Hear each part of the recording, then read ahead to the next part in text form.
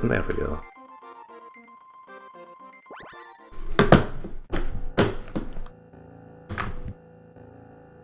So I don't think there is a way to preserve that.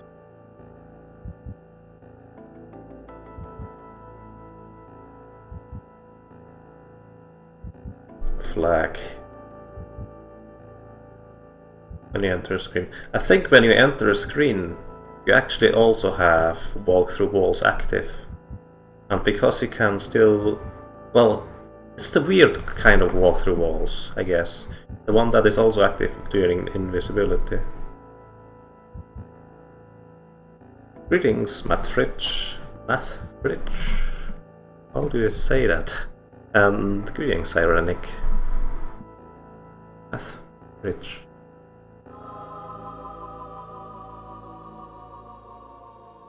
And good evening, Cookie Punch.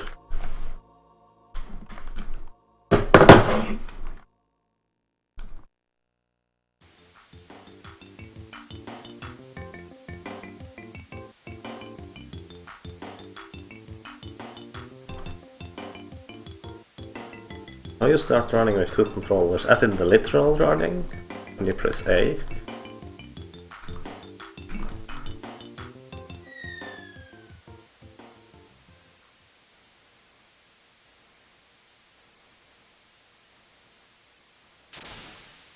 Yeah, you actually rarely use both controllers at the same time. Technically, it's more like fake using them at the same time, alternating between the users.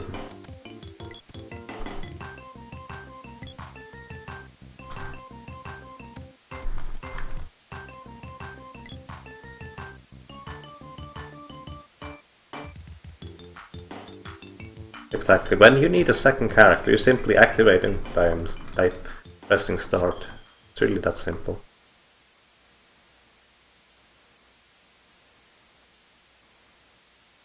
So yeah, even though this is called two controllers, they are only used in specific situations when they are required.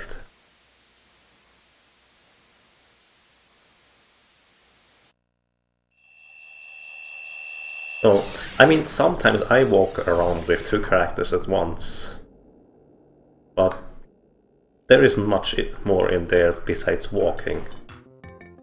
And because it's really difficult to run with two controllers at once, as in actually dashing. For the most part, it's faster. Simply only use one controller and optimize running and switching to run through areas.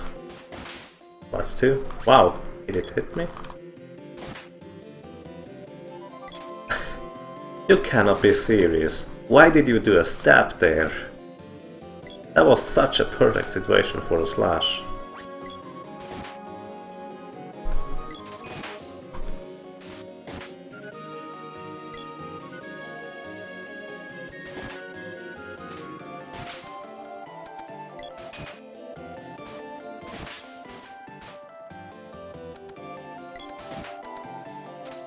Also, I lost count. How many did I kill? I was supposed to counter Radites. I didn't. Oh well. If it's more than 3, I will realize it soon enough. Yeah, more than 3 left.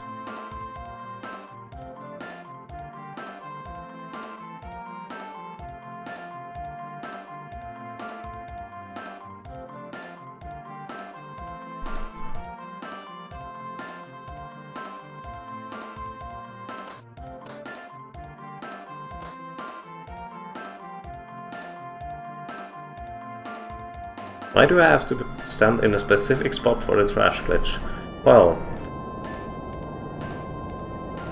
technically, I don't know the exact reason, but basically what we assume is the game makes a mistake while unequipping your character. So if you trash an item while unequipping your character, the game is looking for the address which corresponds to the item your character is currently wearing. And that address should be always the same. However, for some reason, the game pulls that address on where the item is equipped, as in which RAM address, from the wrong spot. And that spot, as in that RAM address, simply happens to be the X coordinate on your screen.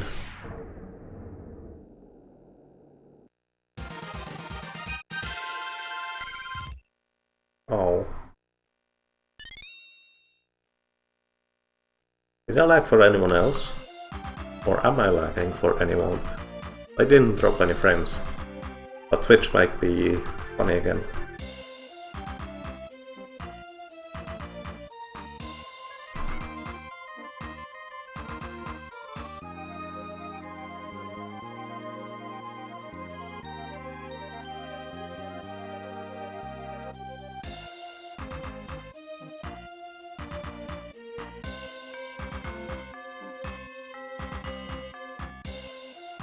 Okay.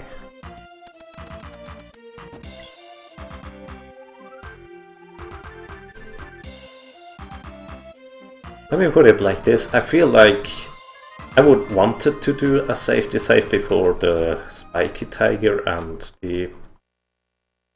what's its face? Fire Geiges?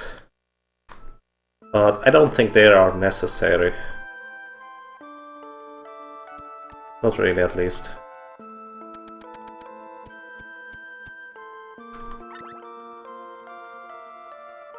As in, as long as we have high enough HP... oh, one frame dash. First frame dash. It shouldn't be an issue. That's one. Go damage roll. Another... no? Okay. Hang on.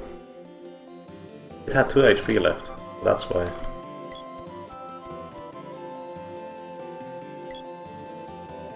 Oh, another first frame dash.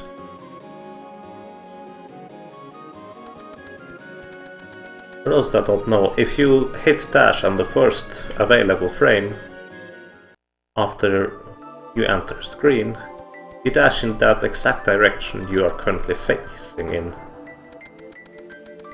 Which is obviously less than ideal if you want to go a little bit differently. Yeah, the Psyche, I leave that in there. I could fix it, but it has been there for so long, and I didn't notice until quote-unquote recently.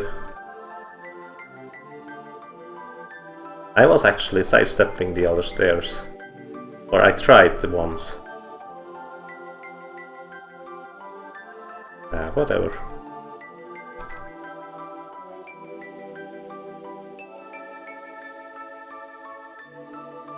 Yeah, I don't think we have to save in front of Spiky Tiger. I would like to save in front of Jabberwocky or something like that. Because he can literally 100 to 0 you if you are unlucky.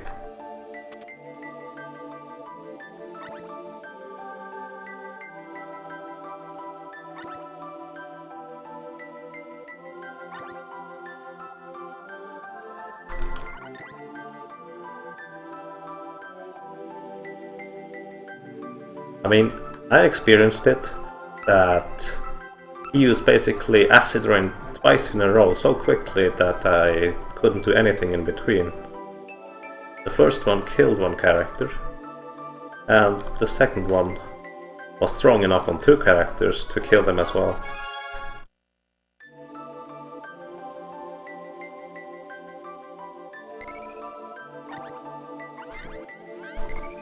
Saving and resetting to save 2 text boxes and having to walk outside all the way.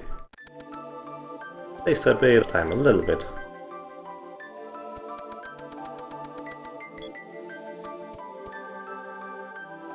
Also, I should have swapped my weapon on the stairs. Because that seems like a better idea in general. Uh-oh. Uh-oh. That was really bad on my end. So that's 2 enemies. I have to stop running earlier. 3. That was a low damage roll. That's unfortunate. So that's 4 enemies, which means I need 7 more enemies in Gaia's Novel to level up my spear before the Dwarven village.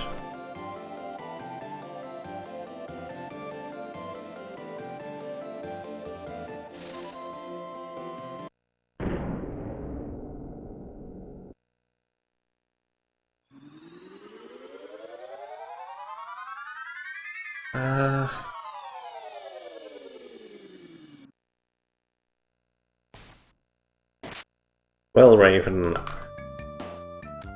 depending on boss, we might never even see that boss.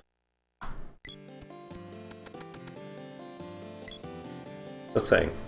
So, I need 7 enemies, which means I kill this guy. I need...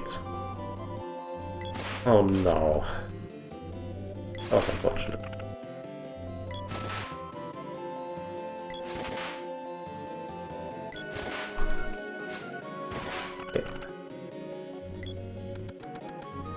I hit them 3 times for 21, I only need to deal 1 more damage to kill them.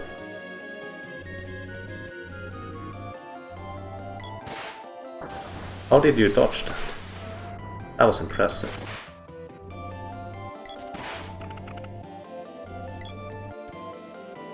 So, 2 more. And I leveled up my spear. Around here, because I need to hit this guy, hopefully. That was kind of risky, running past him there, I think.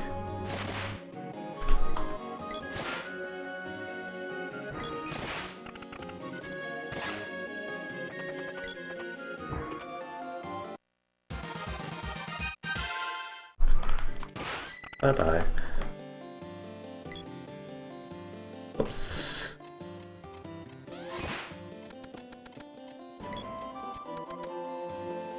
I level up my spear.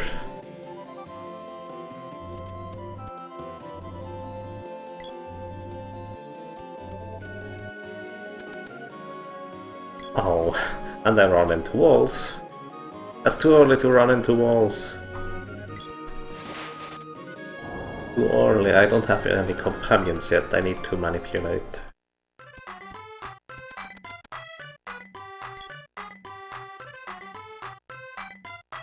Oops.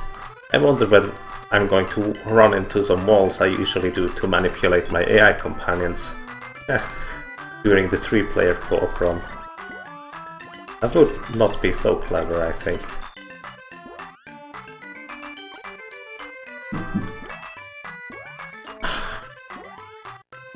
That was too early. Also, I rarely read chat during dungeons, so... Sorry, Stinger, what did you mean?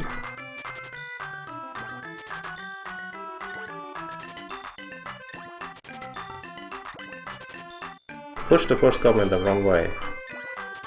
Yeah, he went the wrong way, basically. By himself, all by himself. As in... I messed up. That's simple, really. Yeah, manipulating my own AI is also pretty useful, I think.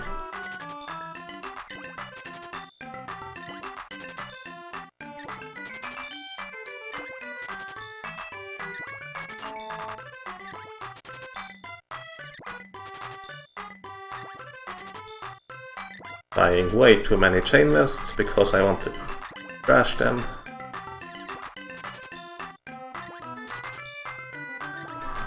And power wrist. By the way, power wrist gives you 5 strength. It's pretty neat. Wrong way!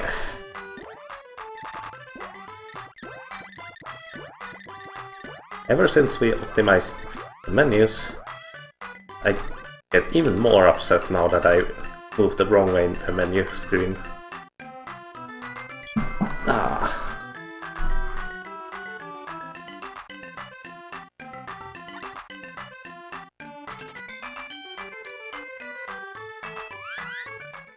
You think that's faster? Because I can shove the other goblin along the way. So I'm not actually staying in place.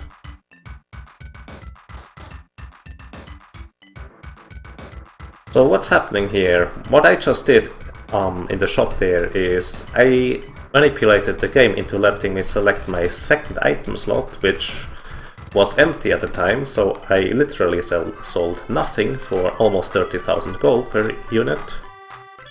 And, well, I got a ton of money. Enough for the rest of the game. And also, afterwards I equipped some additional armor and then trashed it in the trash can. By standing on a very specific spot on the screen, you can actually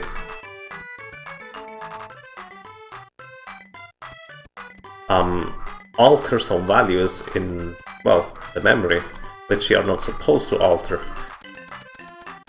Basically because the game makes a mistake while trying to trash an item you are currently wearing. And I did this to the candies in my inventory, the medical herbs and the cups of wishes. All three of those items now are on count 0, as in technically 0 items. However, the game doesn't recognize 0 items in your inventories, and so you get actually 8 uses of those items. It's pretty useful. So, and now for the fruit salad. If I don't mess it up, and a little bit of luck, he should go really quickly. The first one will actually never hit twice, but the second one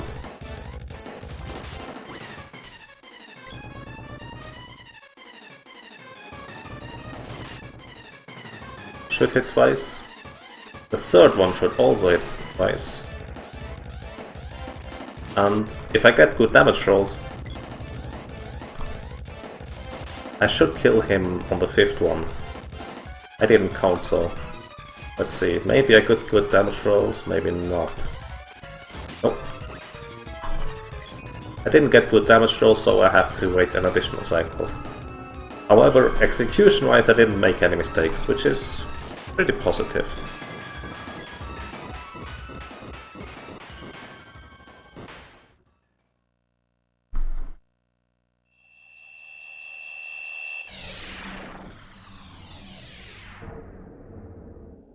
The left spawn? You mean the right spawn? Stinger? Oh yeah. I feel like that was a pretty average cave with a less than ideal Tropicolor, but overall pretty okay.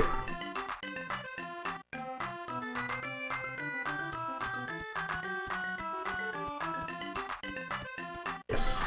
By the way, in roughly 2.5 hours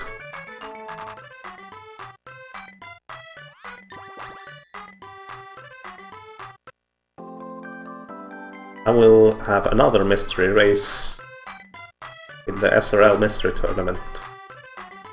So that's basically my deadline where I cannot run anymore. So I have to finish a run before that. So, need my second controller to be ready. And let's go. I can equip the sprite here already. Ah, why did I already make mistake? Oh.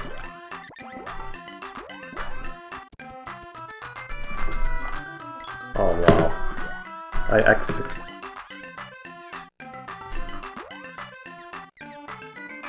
That's what's supposed to happen. That cost me an unnecessary 5 seconds, I guess. So what I just did there is I activated my second controller, went into the... what's it called? Options menu for the D-pad. And, well, button configuration basically. And then I set the D-pad to be upside down, as in the D-pad here is now actually the correct way around, the way I'm holding it. And I do that to be able to manipulate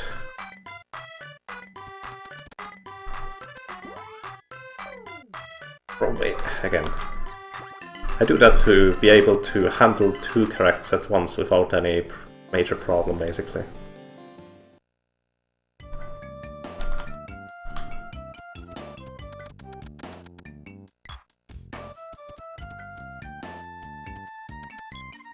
Oh wow. I ran into the wall instead of running diagonally against it. Well, that was a minor time loss.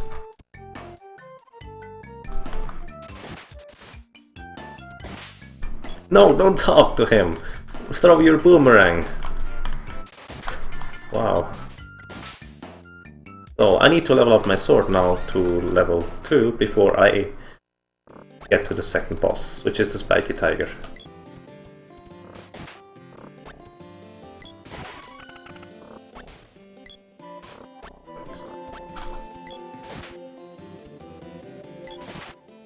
He has 8 HP left. That was unfortunate. So that was one additional guy.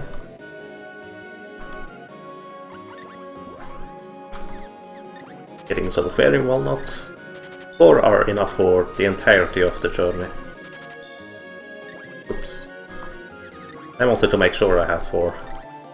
Wasn't sure I had 4 there. So, and now, for the 2 wolves. Let's hope they play along, and also let's hope I don't make any major execution mistakes.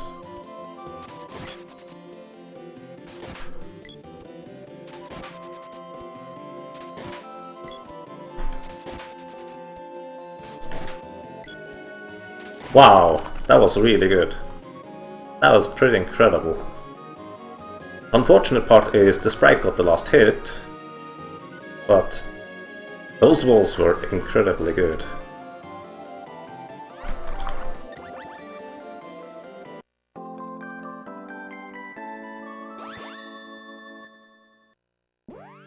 Oh, that's the wrong lady.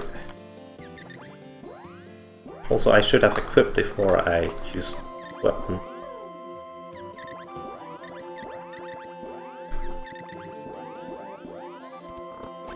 I was about 2 seconds lost in the menus there because I did them suboptimally. So now here I have to wait for this guy to spawn 3 guys, and hopefully he will not. Oops. They will not spawn a chest. Okay. That was 2 additional guys. Wow, really? You do want to die, apparently.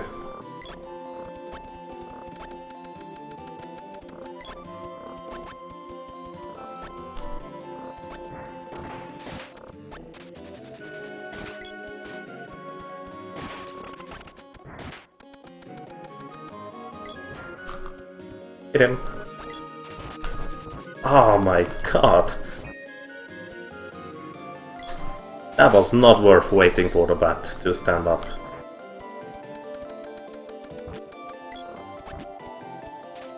No! You bastard. Now I have to use a medical herb to remove that status effect.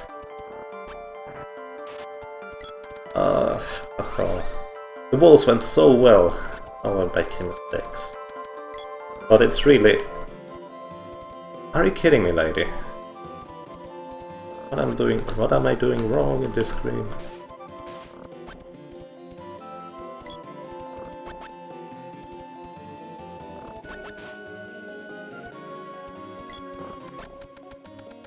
Okay, well, whatever.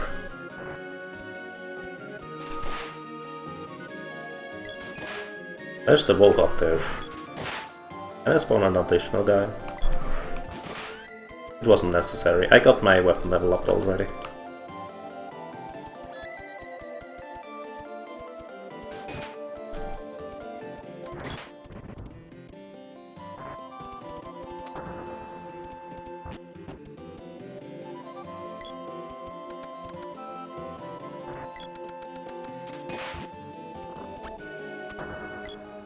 Oh, the girl got hit, which means she has to wait here.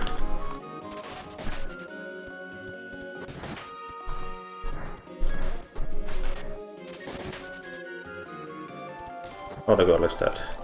I need to revive her before... Come on, what are you doing? Even as Ghost, you are walking the wrong directions. So yeah, that was pretty bad getting past those two wolves. Even cost me a couple of pushes. Getting past those two wolves is also fairly tricky. Sometimes you can simply run past them and they don't do anything really. And sometimes they combo one of your characters until he dies, which costs a ton of time.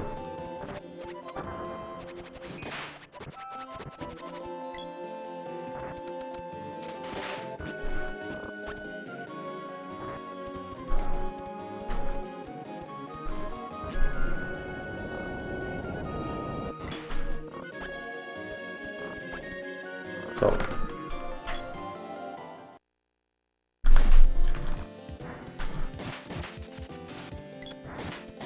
it doesn't matter who kills those guys because I already leveled up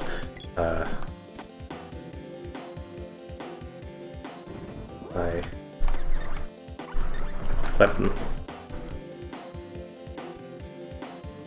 So, now here is the example of why I have to use two controllers. It is simply for using the overcharge glitch, which you will see in a second. It basically allows me to one-shot bosses.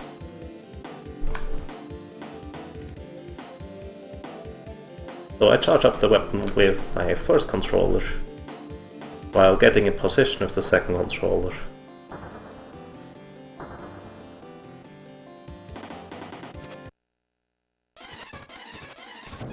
Okay, he didn't get unconscious. Oops, the sprite is in position. Don't do that twice. And he's dead. Good fight. Which charge attack deals the most damage? Well, technically all of them, as in, there is no specific charge attack that deals the most damage, since the damage is capped at 999. However, in theory, you would deal for certain attacks about 10,000 damage and others only 1,000. However, it doesn't matter since, as I said, the damage is capped at 1,000. So you have basically a wide range of overcharge attacks which deal the maximum amount of damage possible. And we choose specific overcharge attacks for specific situations, simply to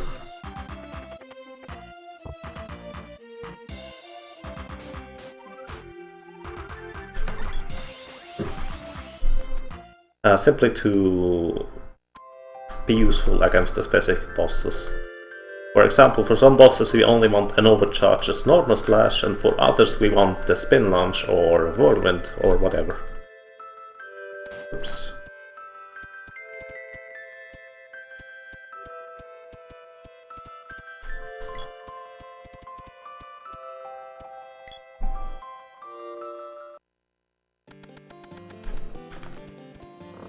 Oops.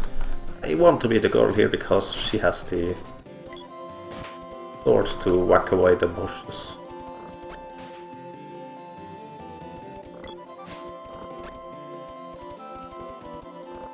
Okay, now I'm the sprite and... I'm supposed to run into that doorway. Hit him, otherwise he hits me. I should have equipped the whip earlier already. That was a mistake. Because now I had to go a little bit back and then forth again.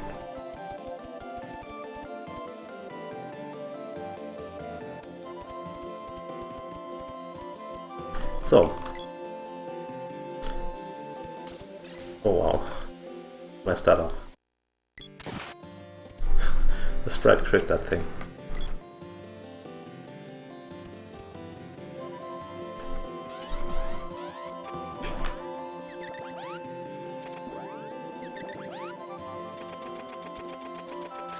And he's dead. And still, I split a little bit early. I don't think that should be a gold split. I actually didn't practice this one. So she's now in item. Items is up, and then I get to magic, I think.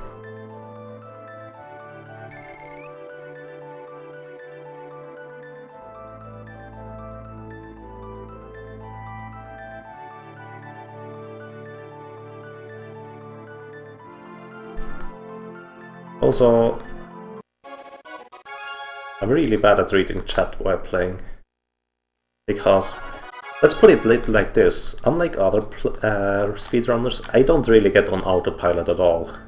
So I always have to focus really well on the run, otherwise I make tons of mistakes.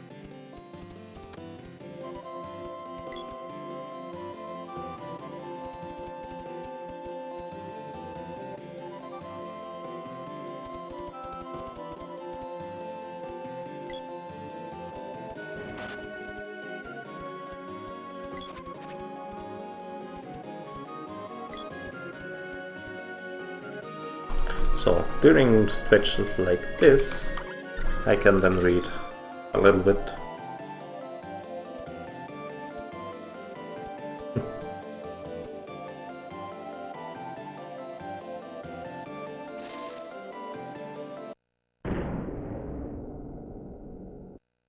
Okay, Ragnarok Seraphim. I make sure to explain this when I get to them. The wall face is after the next boss, so that's not too far away. And the other one is about 20 minutes away, if everything goes well. I could still mess up something and end the run like this. Unintentionally, obviously. So. We used to use frost weapons for the Earth Temple, however, with improved techniques, it is not necessary anymore. It's up. I even said it in my... Grr. I get so mad sometimes. Not really. You can hear how mad I am, right? Whatever.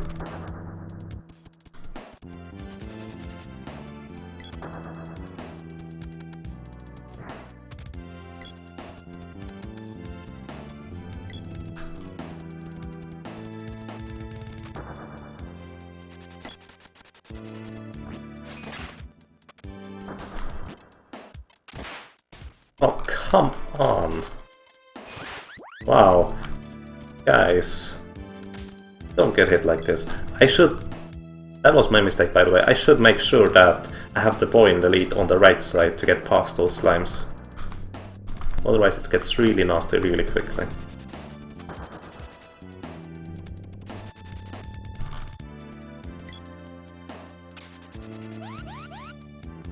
That wasn't exactly the plan. I wanted to spawn 3 goblins on the right side, so I wouldn't spawn any enemies on the left side. Since it spawned only a slime on the left side, it didn't really matter. So, I was quick enough with switching, so even the odd mess up there, where I would want to enter the room with the boy, didn't matter at all.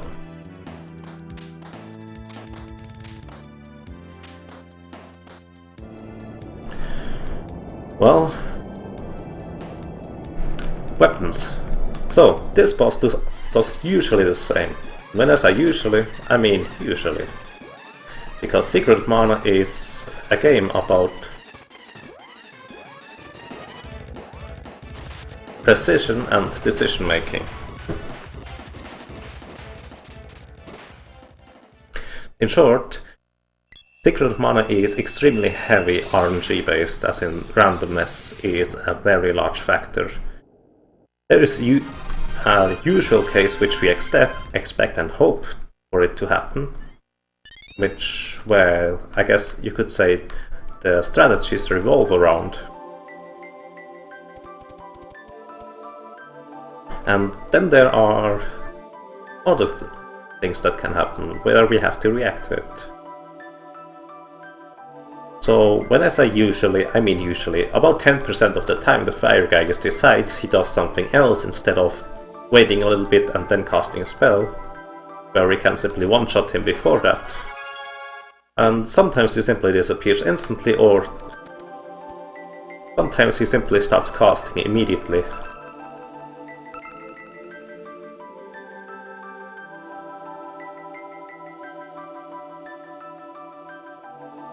So yeah.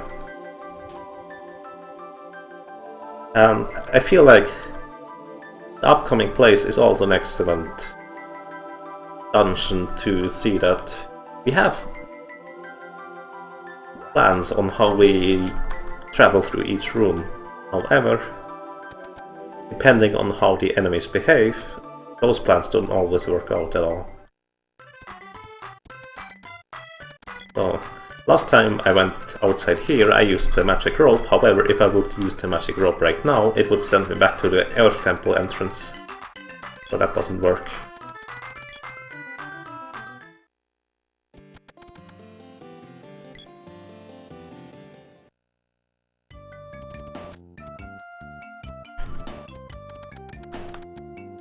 And B, sometimes running into walls is a valid strategy in this game. Come on, lady. Sometimes I have to gently guide them around enemies or obstacles.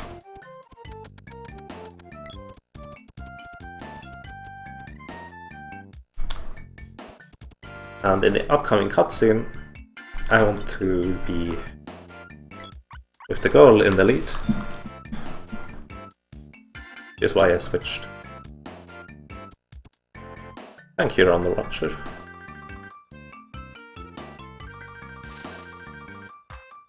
So let's see.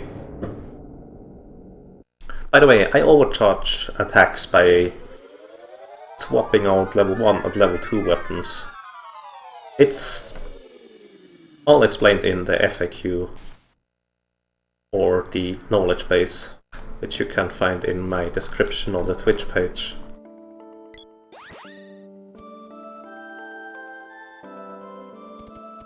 I usually try to explain it at least once during the run.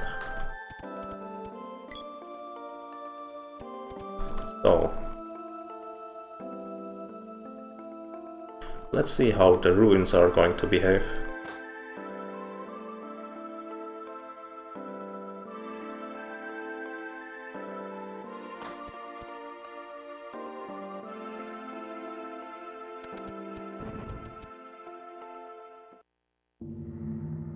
Oh, and that's what I'm talking about. This guy rarely ever walks into my way. But today he decided it's a good day. So he did it.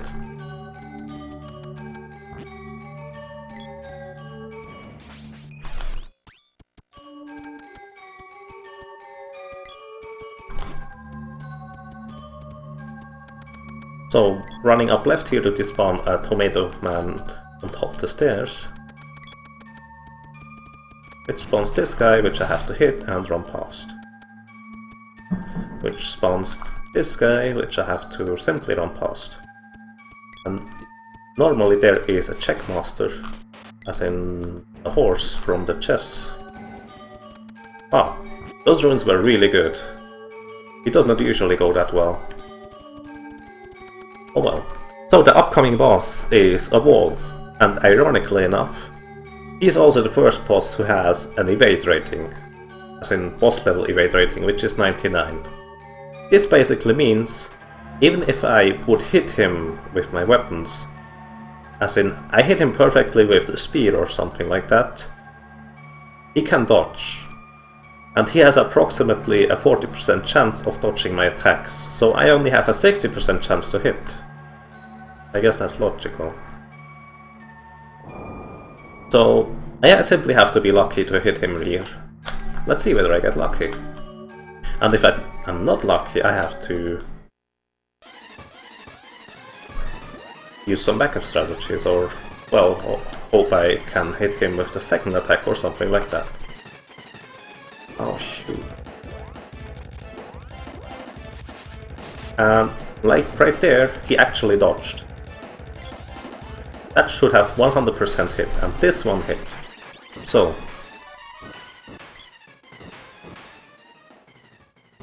by pure chance, he evaded the first attack, and by pure chance I hit the second attack. So, up to now I could easily one-shot him. One-shot every single boss. Shut up.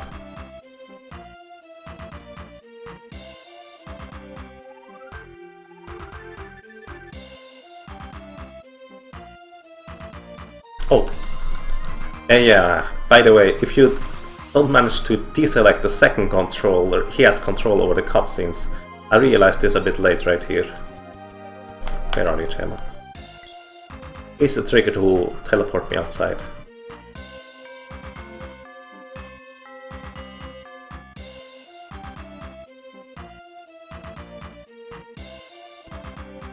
So yeah, in Secret of Mana, by the way, RNG is a large factor. However, depending on how well you handle that RNG, it can go better or worse. It also largely depends on where you have the unlucky RNG.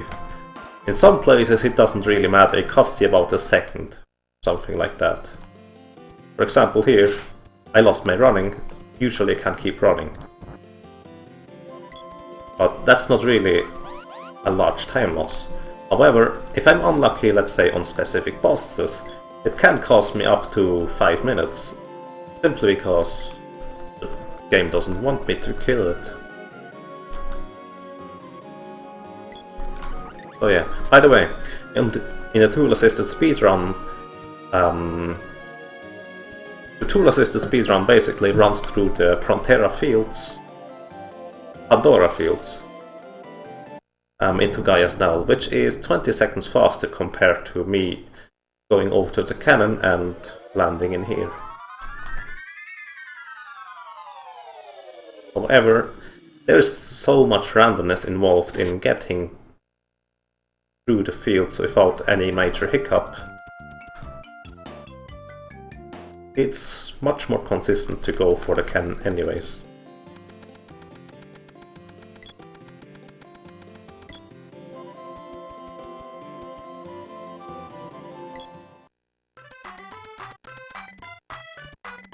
So.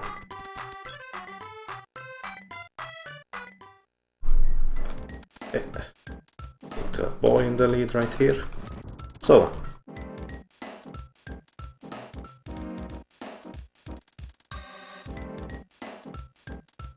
Yellow throw you up there. Oh, I have no idea what that's supposed to be.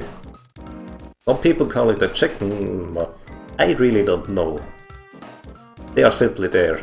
By the way, in Secret of Mana there exist no bridges, as in you can never walk over one place and under it. It's always either one or the other. So in one place they basically replace a place where it should be a bridge with one of those things. Okay, I was lucky. The first attack simply missed because he evaded. The second attack hit, so that's nice.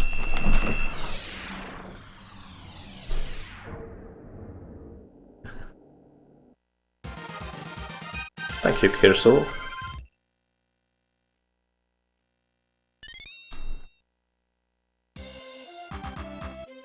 Yeah, in my previous run,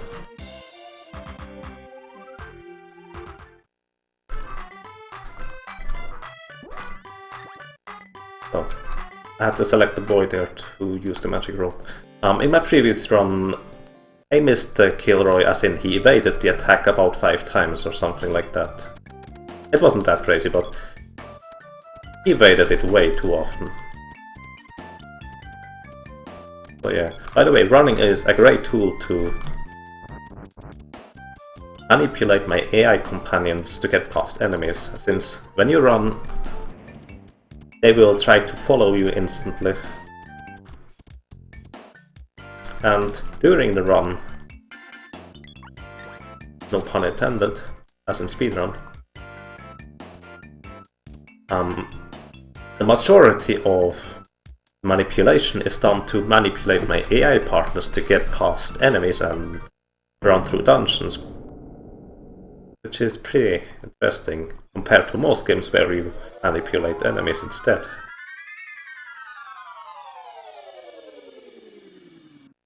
So yeah. So let's see. Are the fish nice today? Who knows? Those fish were nice today.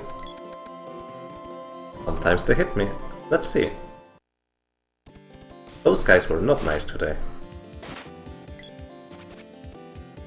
However, it's still the fastest way to progress through that screen.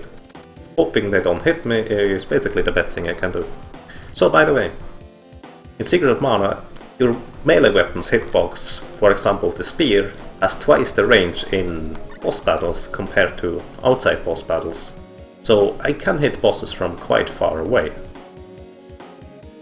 I assume that's to balance out the ranged weapons a bit.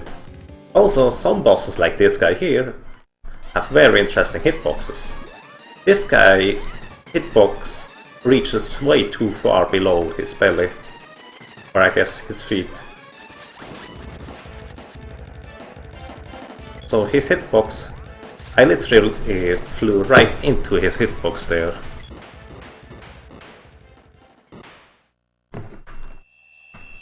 It is nowhere near his heads, basically. Also, I messed it up. Just saying.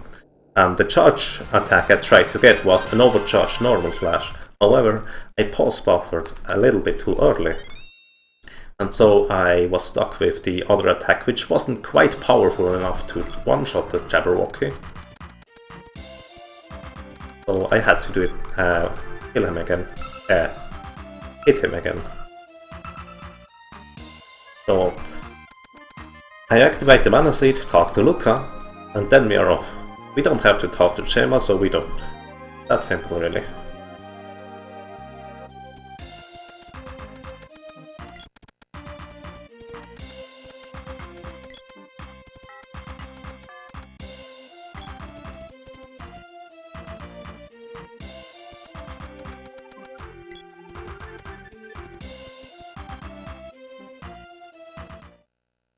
So yeah, pretty good start so far, actually.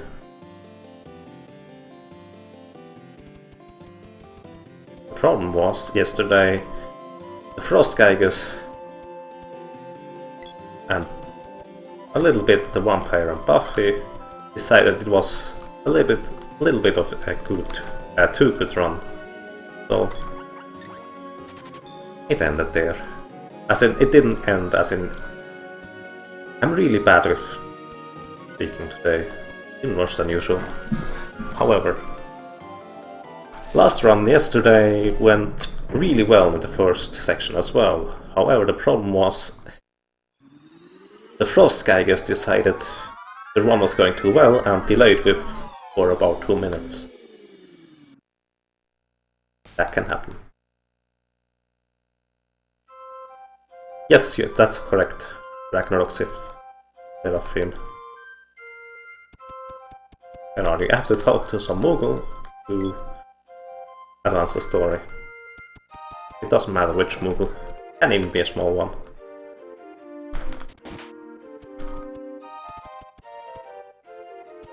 So, by the way, most normal enemies don't have any evade rating. However, those hedgehogs right here, they have boss level evade rating. And I'm not joking when I say that. They have literally a 40% chance to dodge my attacks. This one on the left just dodged. The one on the right just dodged. This one I finally hit one. The girl hit both, which is pretty interesting. Both dodged! I should have hit both of them. Okay. Finally. Don't walk away, little guy.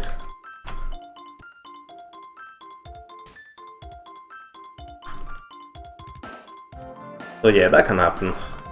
Those hedgehogs are usually really bad for hitting and delay me a great deal. Oh no! Oh my god. I messed up. What I messed up there is I should have unselected the second controller earlier, and so one character simply stood in place there. So that was my mistake for getting hit. Obviously. Who else's mistake it would be? Pure water, okay. Please don't be acid storm. Oh well. It didn't delay me for a huge amount, but it's always the time waste if an enemy gets a cast off. So I'm actually in kill range for the Spring Beak to kill me if he decides to. Let's try it. Spring Beak is interesting. If I hit his beak during any point, I will do 0 damage. Wow, he hit me.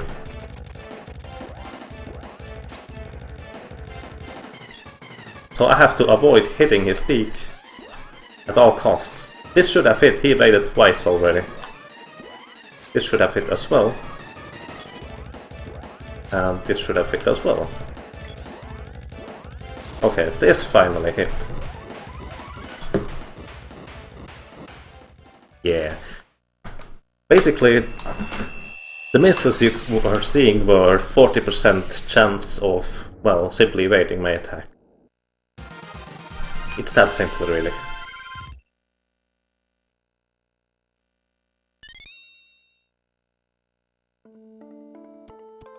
However, I should have hit.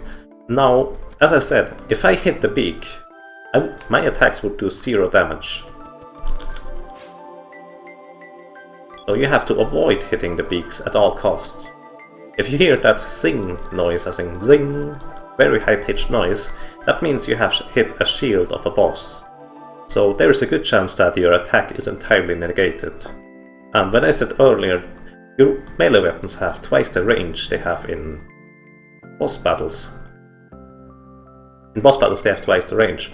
So this means hitting the beak is incredibly easy. So it's pretty difficult to avoid hitting the beak with a large scale attack, let's say the Whirlwind. So you only want to use overcharged normal slashes in a speedrun, or let's say straightforward attacks.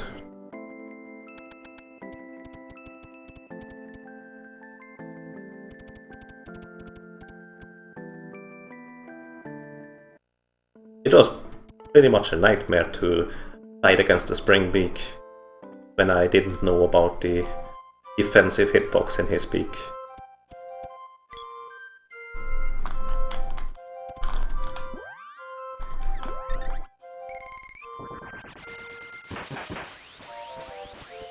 By the way, Stinger, I think we should always position the girl, the sprite, right in front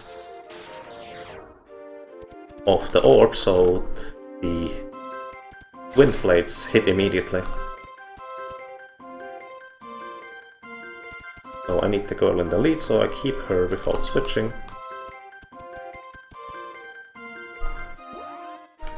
Because I need the axe in here. He moved out of my way, how nice. That was excellent. So, in this town it's really laggy, and in the 3-player run you would unselect 2 of the controllers to reduce the lag. A little bit of fun trivia. Also, here's first mini skip of the game. We skip a 30-second cutscene by repeatedly hitting select to move through this guy. Let's see, this is one of the worst places to run through. That gave me good RNG. And that didn't work out. Okay. That could have gone better, but it could have also gone a lot worse. I hit this guy. Nice.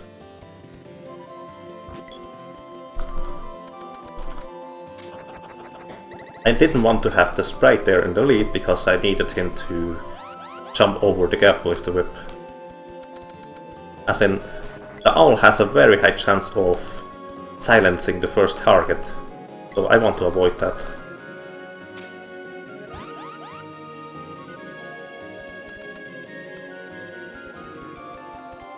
Moving a little bit up, manipulate the enemies a little bit. Wow, that was impressive. That owls rarely attack without silencing a target before doing that.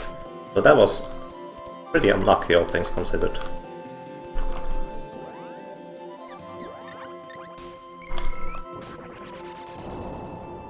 So, and here I want to switch character after casting a spell. Then I can still move during the text box for some reason. And now, here's the first boss who has more than 1000 HP, which means I cannot one-shot him.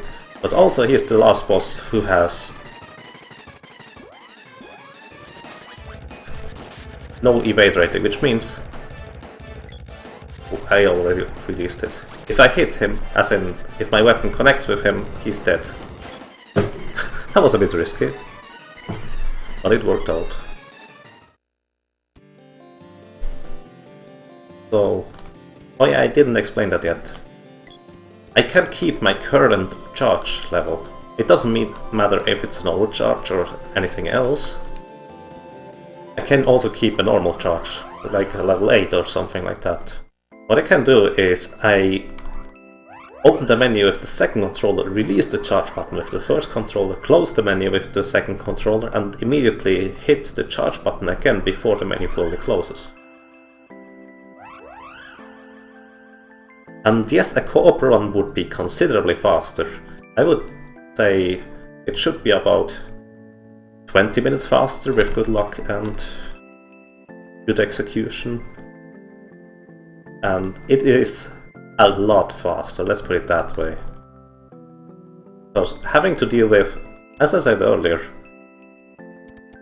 the most manipulation I do is manipulating my AI partners. And I'm not joking about that. The way they react is really crucial.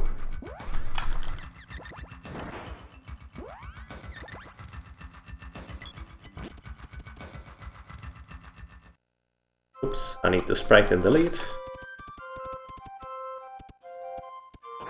It is silence. Ooh. Okay, it wasn't a sprite. So, and now we go to Kakara.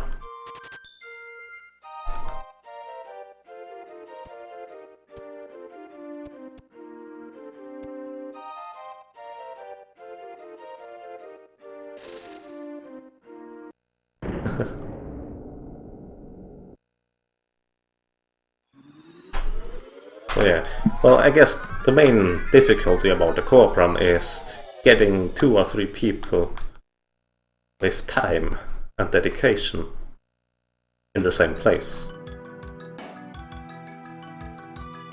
So, by the way, for some of you... Oh, don't hit that. I cannot run. Whatever. For some of you may know, I have to get Salamando in the fire at the ice country before I can complete the desert. However, I go to the desert first anyways. The reason for this is this cutscene right here. Before I visit the sand ship, I cannot fly directly from the ice country over to the desert.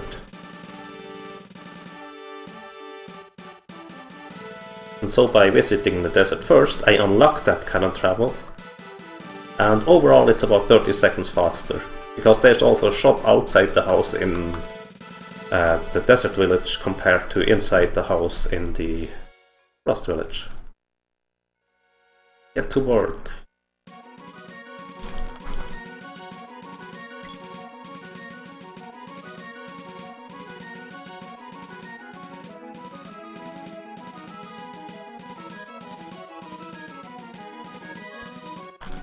Oops.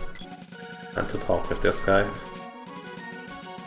A little bit from the right so I don't get blown back. We go over here. This segment is mostly running through, which I guess all segments are mostly running through. However, this one has barely any RNG involved. With the exception of the boss. No, dude, come outside! Wow. That guard can stay in there, in the exit, and you cannot exit unless he comes outside. So I was lucky in the unluck that he got in there, but he also immediately came out again. He can't delay you.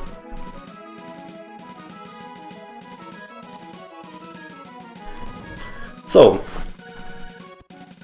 oh yeah, by the way, yesterday the first sign of this run going horribly wrong was this boss here. If you don't one-shot the boss,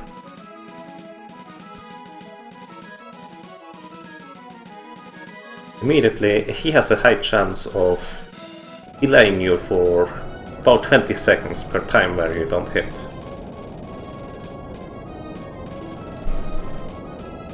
Let's see.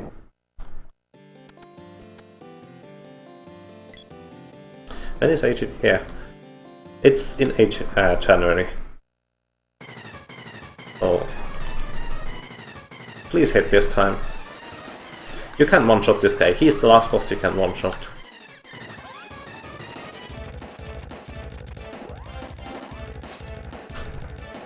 I think I was too far away with that. Okay, this time I hit. Nice. I use an overcharged normal slash against this boss, quite simply because it is ready again really quickly compared to when I have to execute the whole animation of any other attack.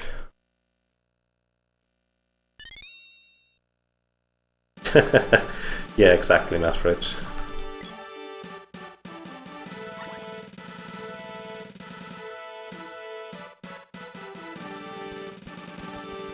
So, and finally we get some new equipment. It's about time, isn't it?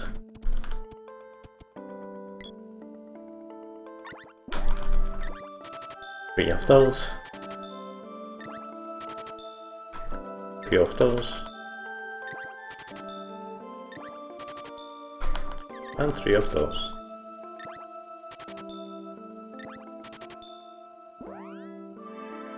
That's it. I should have selected the girl earlier. Doesn't matter. Come on.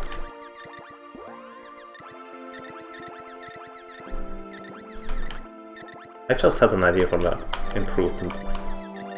Stinger, you have to remind me. Oh, that was actually the right place. You have to remind me to remind you about what that improvement is. So, I use frost weapons here for the ice country.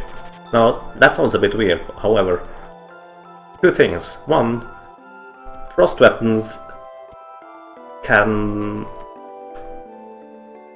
freeze enemies, and freeze looks like a snowman, whatever.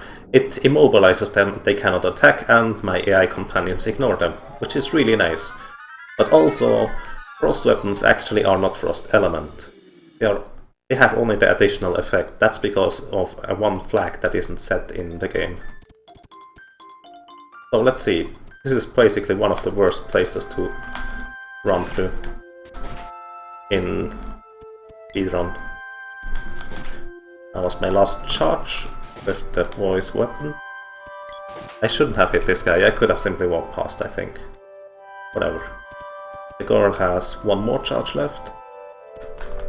Right has still 3.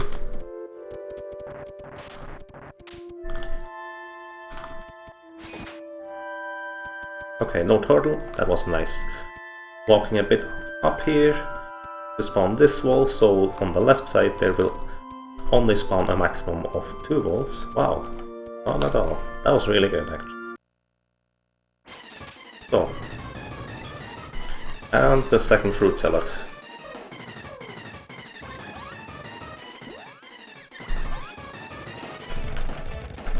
Uh-oh. I have no idea what attack that would be. Nice. But I also knew I would hit him anyways.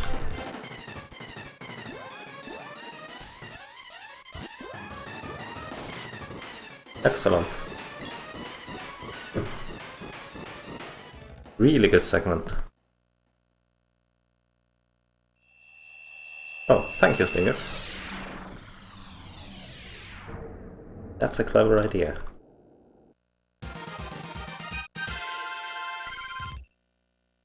Yeah. Don't jinx it. We still have the Frost Geiges in front of us.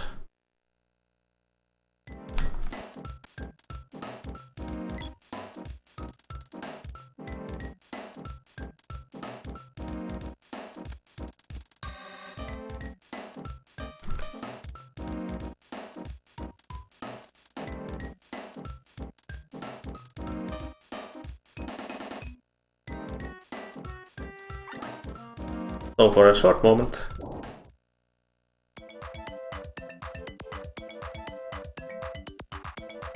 and the awesome music is over. So sad.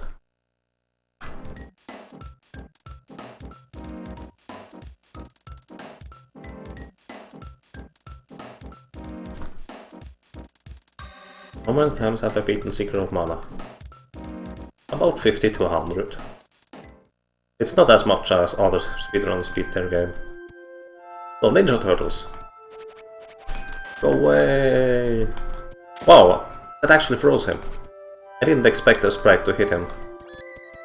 That's a nice surprise.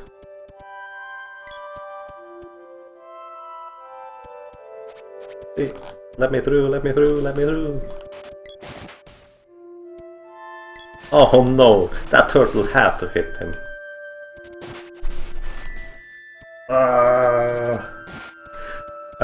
That screen is one of the worst, because you have so little room to walk in or dodge the enemies. You are almost guaranteed to get hit.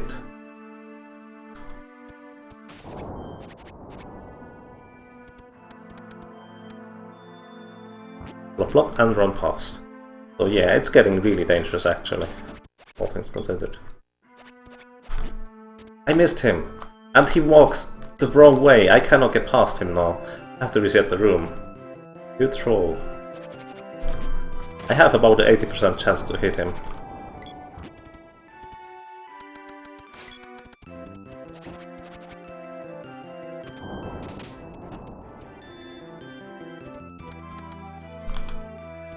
Ah, I didn't go quite high enough. Oops.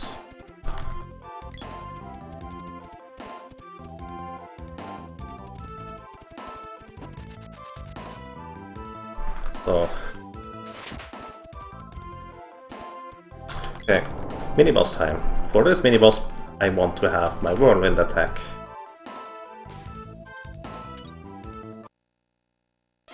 But getting the correct overcharge attack is a matter of one frame. So let's see whether I get it. I got it. Excellent.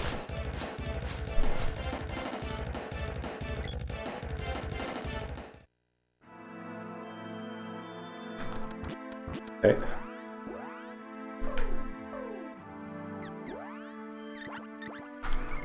Oh wait. Wow, that's always so scary when those... Come on, lady.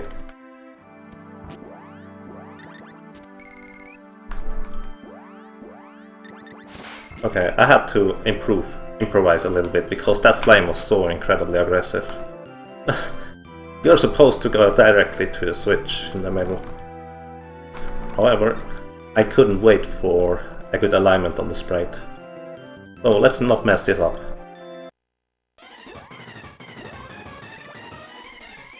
Please hit. This is pure RNG whether I hit now. I need to hit the first two hits to ensure a good boss fight. Oh, that was bad.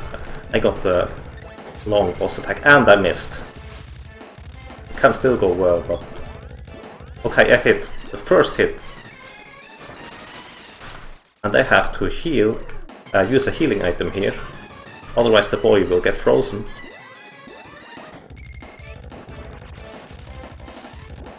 and the Frost guy decided to disappear instantly. So, that is less than ideal, because I missed the first attack. And this, as I said, it's pure RNG. Oh. No! It changed the attack! It changed out the attack for some reason. So I revived the girl just for safety. I don't really need her, because boss is one shot away from death. Come on. There we go.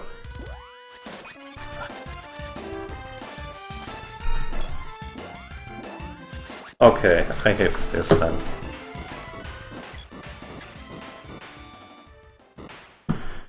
So yeah, I lost a minute.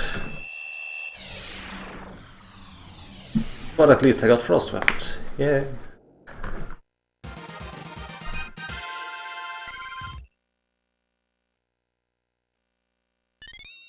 I have no idea why my overcharge attack changed. It should have been the same whirlwind as before, but for some reason it wasn't.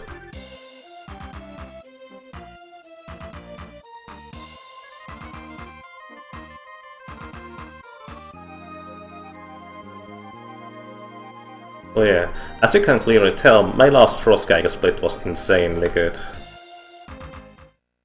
As in, it wasn't simply good, it was incredible. So, I have Frost Weapon, and I will use them. That is extremely useful. So that's, I guess, the positives. Wow, he hit me. That's rare.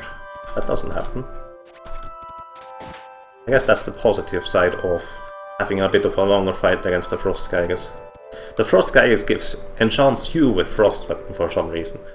Well, I guess the reason would be, in theory, it would reduce your attack damage by half. However, as I mentioned earlier, the Frost weapons actually don't attack with Frost Element. So the entire thing is pretty useless for him. Instead, it actually gives me a 10% attack damage increase, which doesn't matter since I do maximum damage anyways. Plus the useful effect of freezing enemies. I held it too long, okay. I'm an idiot in that case.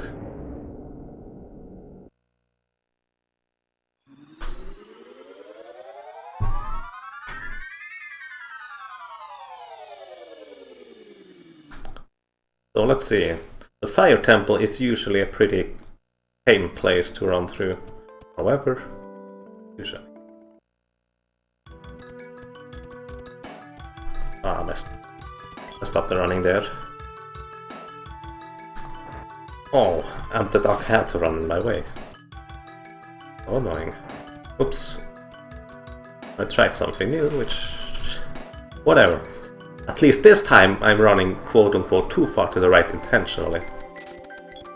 So, at the bottom of the stairs there is usually a sand spider which casts Earth Slide if you wake it up. By walking on the sand spider from the side, you avoid waking it up. Which was the entire idea I had. Mana. That costs 4. Still have enough.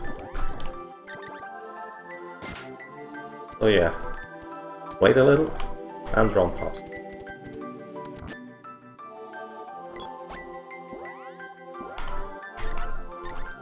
I think Sprite has no mana anymore, does he? If I counted correctly. So I have to solve that problem.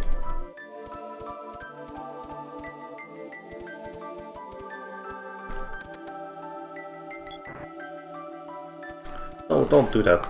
Maybe. Yeah, if you don't run properly... Wow, that was the second one.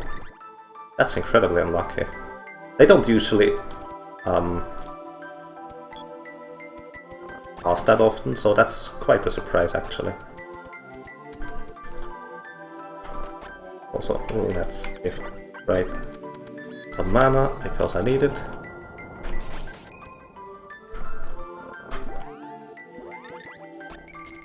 walking through walls a little bit. Oops. Wrong spell. Also give the girl. Just for security, I don't think I need that on the girl, but at least I won't run out anytime soon. And I had time to give her the Berry Walnut anyway. So the Minoros is usually really nice. Usually. Oh. Whatever. Please don't hit him. That's the worst case scenario, if he spams Earth Slide and spams it on the boy. Or hits it on the boy, I guess. Well, I thought he would. Never mind. Please hit. Oh, I missed. That's the, again, boss level evader rating. I hit. Have to wait a bit until his immunity wears off, and now we can go.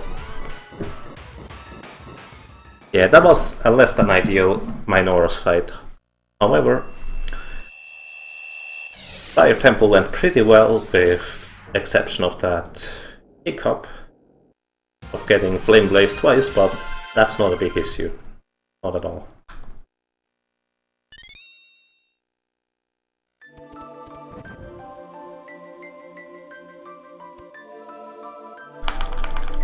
Nope, didn't happen.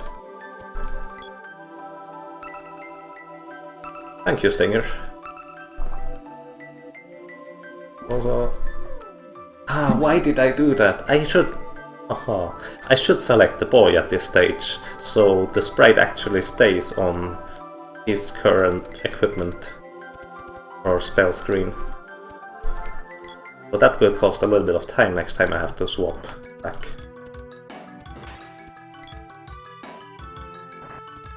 And, well, once again, I apologize for not reading the chat, but I'm never running on autopilot when playing games. So it's pretty hard to read chat in between.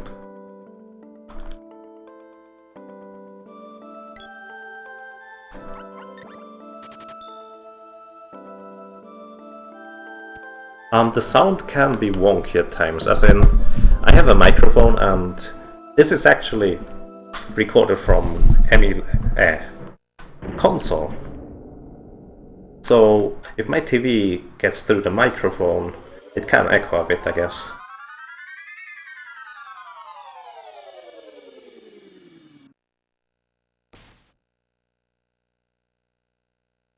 So on this screen here, I do not want to run up or down at any given point. Also, I don't want to run into any guards, or any NPC for that matter.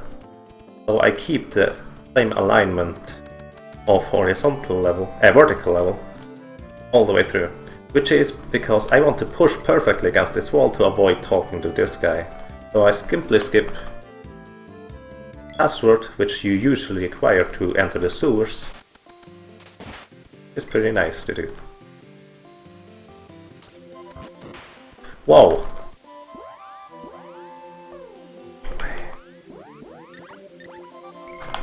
I think I was a bit too fast or something like that. In any case, the slime here is not supposed to spawn. Here, those slimes are always here, so I'll wait until they split into 3, because there cannot be more than 3 enemies on the screen at any given point. Balloon them and run past.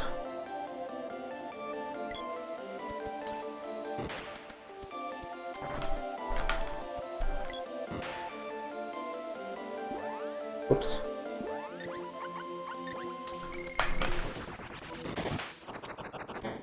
I ballooned those guys simply to go and get past this screen easy. I'll wait until he splits into 3 so I avoid spawning another slime down there. Usually one of my companions gets frozen and I have to use a medical herb. Didn't happen this time, so that's pretty lucky. So the use of medical herb is expected. but it's still faster than having to deal with those slimes in any of different forms, such as casting balloon. So that was actually a really good sewers, with the exception of the slime that spawned which shouldn't. It was a really good sewers. And we are over here. Oh, I ran into the little girl, so I stopped running. I can't you run over? Whatever.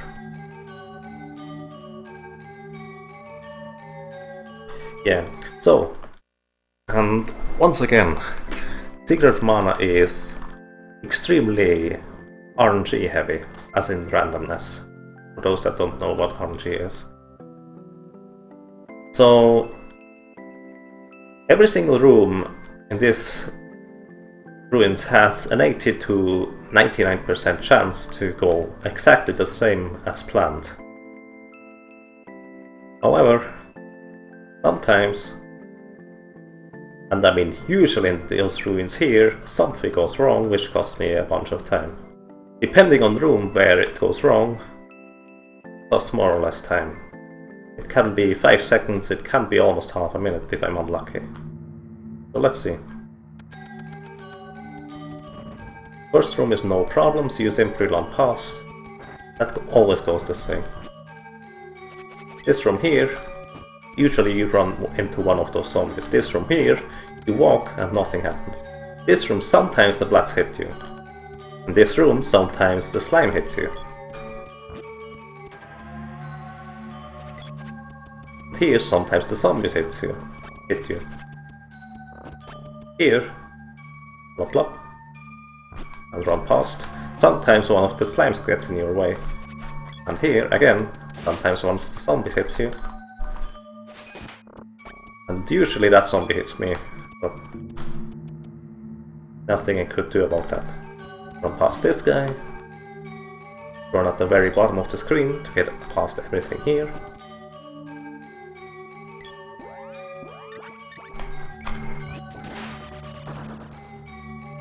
So I have to use a spell here to lock them in place, those slimes. Otherwise, after I push the button, the text box holds me a bit too long in place and they would freeze me if they hit me. So far so good. And I use 2 controllers right here to gain a tiny little bit of an advantage. Here in the text box I cannot move, but the second controller can move. So yeah, that bat sometimes hit me, but it doesn't really matter. Unless it's in the middle of the screen. Also, usually you actually hit that angel. And usually you get hit here, that's normal.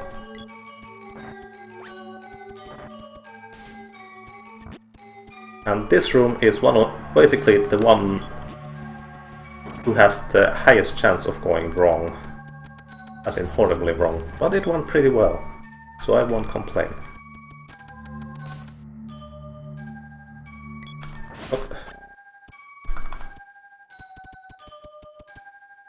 Okay.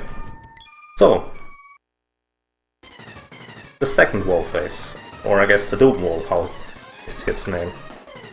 You do not want to kill both eyes, seriously. Never kill both eyes, unless you're in a casual playthrough. Then it's pretty funny. But in any case... Wow, that was perfect. In any case, if you kill both eyes, he unleashes his special attack. And surviving the special attack is incredibly difficult.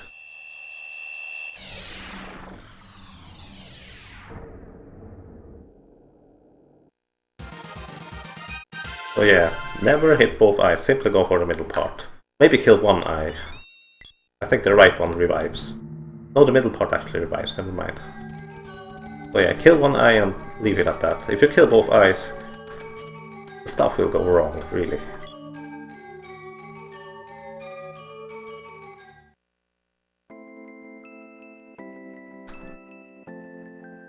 By the way, who came up with Glot as in GLOD. Such a weird thing to say. By the way, fun fact, if you run into this cutscene right here, with only having the girl alive, as in Sprite and Boy dead, it will soft lock here, as in you cannot move anymore. Just saying.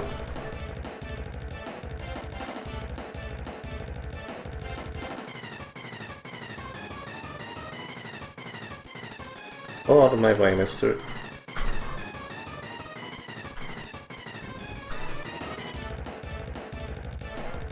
So, the upcoming boss, the vampire, is that boss. If he flies in the air, there's nothing I can do about that. And that's pure RNG. In my first run I ever did, he stayed 5 minutes in the air. And again, there's literally nothing I can do about that. He decides to come down immediately, which is excellent.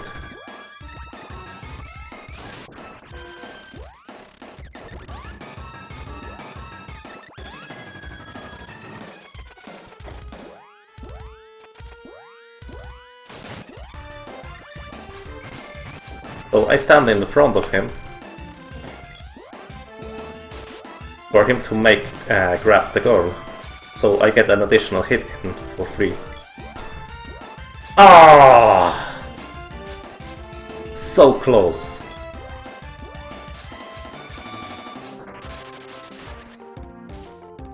Yeah. Now, if I'm unlucky, he will not come down.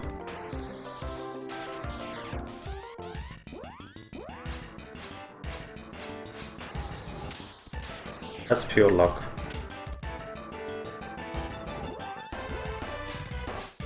Oh, I almost hit him there. Almost doesn't buy me anything though.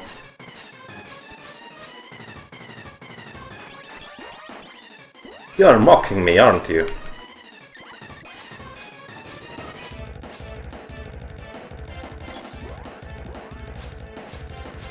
Sometimes I can hit him while he's casting something, which is why I keep attacking with the whirlwind. And this was a simple evade. Hit him now. Seriously, that was the last hit. Ah, it started so well. And then he evaded the last hit, as in 40% chance and some stuff like that. And he decided to fly away. Yeah, another minute lost purely to RNG.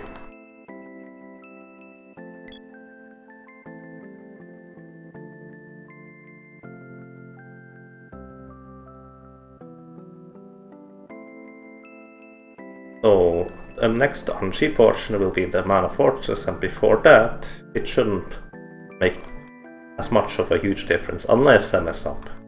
If I mess up, I can basically die any time. So let's not mess up, I guess.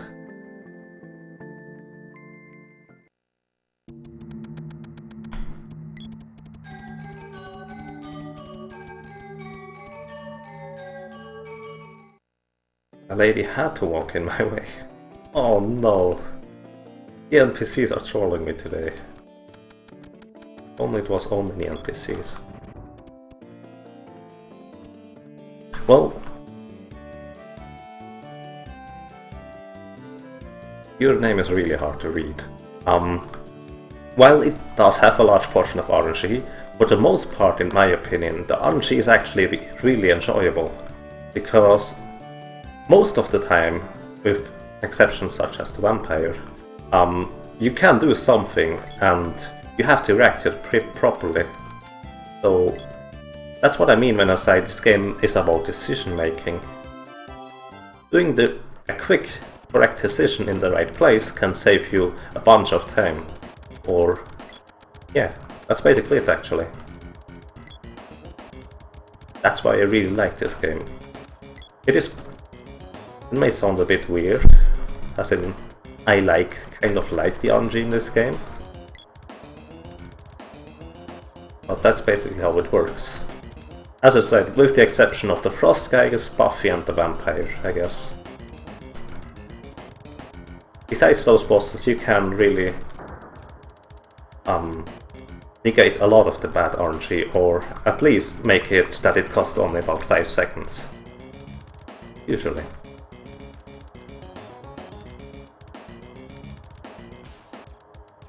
That's a very good way to put it. Because it gives me the opportunity to make interesting plays. So this fight usually works the exact same way.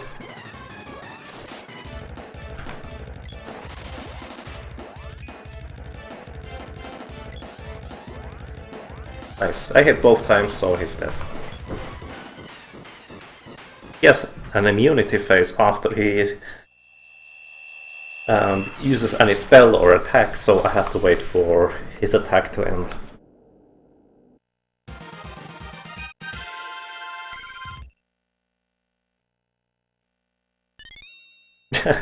That's exactly correct. For some reason they didn't take away your weapons. You are only kids, so those are toy weapons, right? I never actually thought about that, that's true. Up clap and run past. Oops. Up clap and run past. Oops.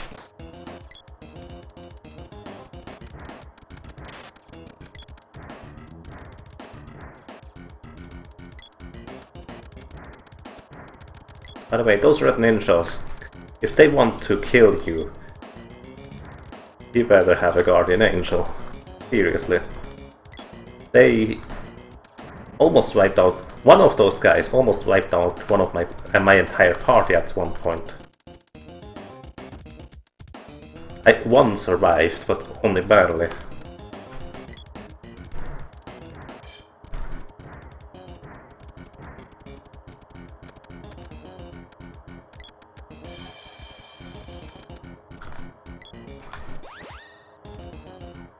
So yeah, you don't want to anger them. So, that was pretty smooth so far. But that's how it usually goes though.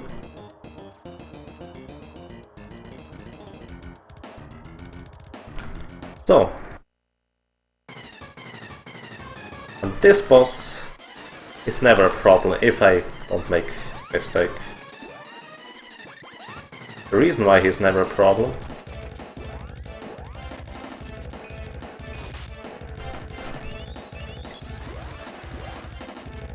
is because as long as I'm at the very bottom of the arena, he will never start dashing to the left or to the right, which he usually does, and would do a ton of damage until you.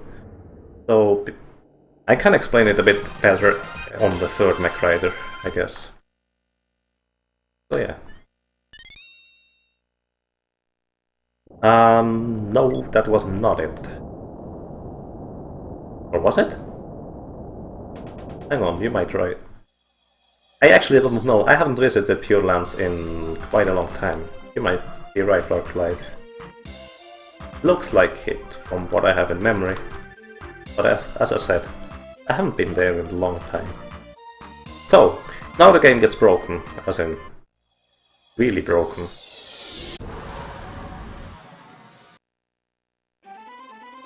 Basically, what we should do now is get the Spirit of the Moon, Spirit of the Darkness, and Spirit of...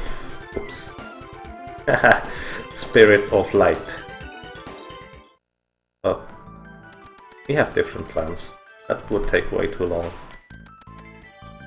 Spirit of Whoops. So... oops.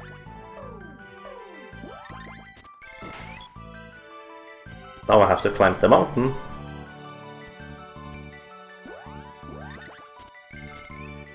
That was bad. Never mind then. Hey! Nico doesn't always spawn. And they take some damage, that's actually pretty good. Because they have to take damage anyways. So, the plan is...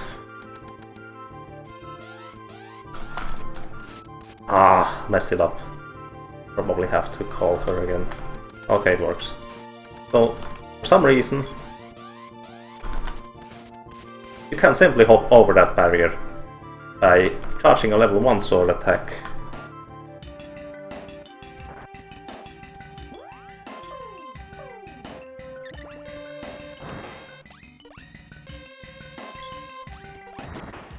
and then talking to him really quickly. Oh, come on, guys. I still needed the sprite for the whip. Shoot. Oh. They don't usually kill me right here, so that's rather unfortunate. And since I still need the whip and the axe, I equip the whip on the boy here.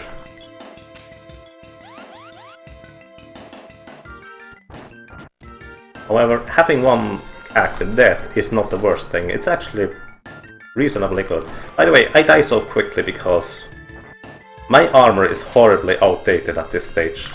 I still have the armor from the desert, which, well, it's no good at this stage, because we are supposed to have completed the darkness, the light and the moon temple before we go in here.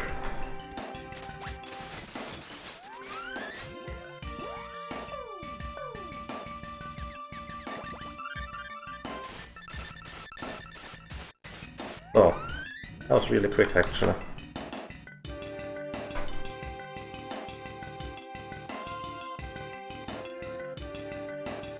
So, and just like that, we skip a large portion of the game.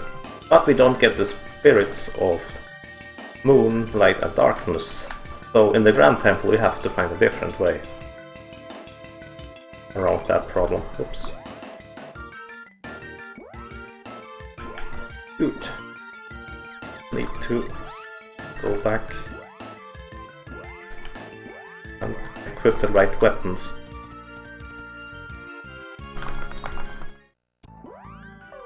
Oh wait.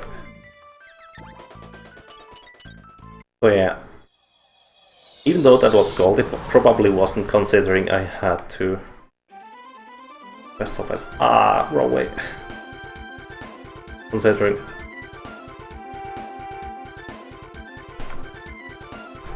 I had to switch back.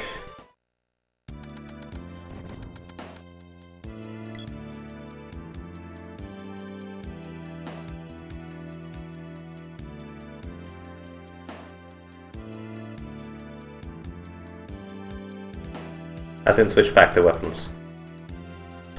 So, the upcoming boss needs 4 hits to die. So, he's pretty special. We lock him in place by moving the girl and the sprite right into his hitbox. And also by doing that, we get clear shots on him.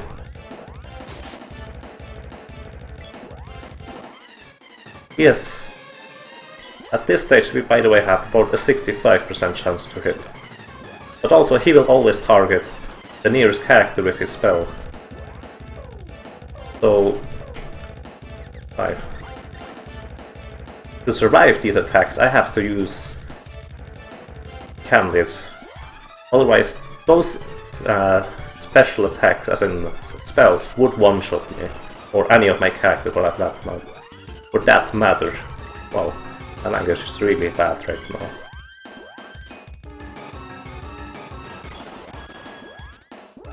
Come on, please hit. Okay. Could have gone better. Could have been worse.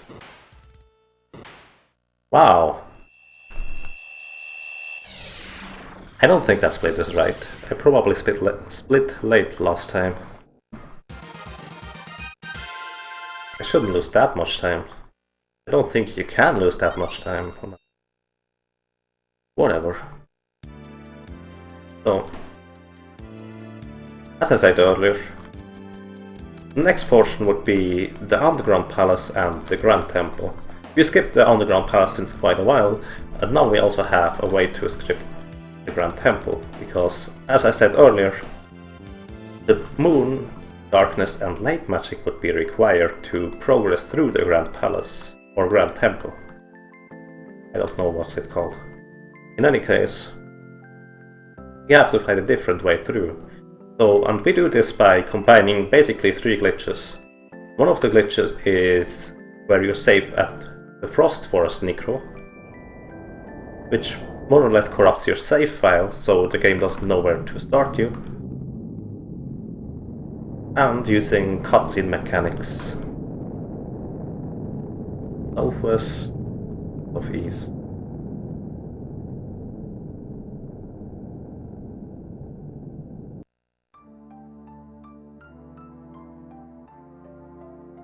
So, saving here. Saving if the goal is pretty much optimal. Yes, save the game, please. Reset and start a new game. So yeah, as I said, saving at Das Frostforest is pretty special. Your save file gets corrupted because when you land next to him with Flammy, the game has no information on where it should start you, as in location. And there's another trick. If you hold start select and R for at least 5 seconds, you do a soft reset, so the game doesn't wipe out the memory from the previous value. Which means, if I do this and then load the save file, I can basically save warp into any place I want to. So I'm going to save warp into the intro cutscene where the boy would be falling off the log at the beginning.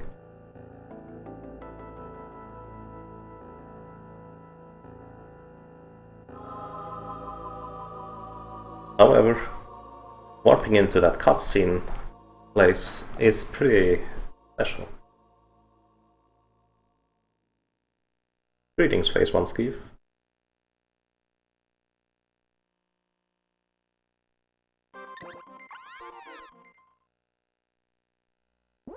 So, yeah.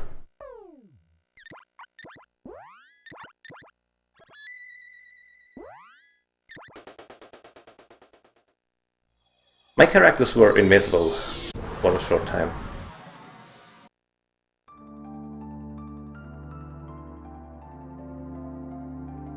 Or still are. By healing them, I remove the invisibility.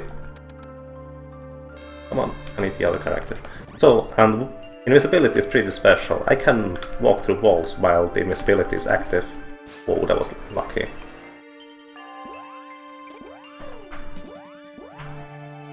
Ah, come on. Don't be so nervous.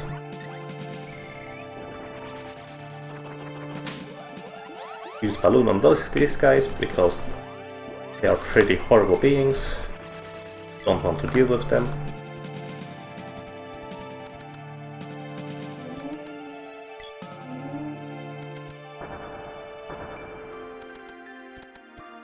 Oh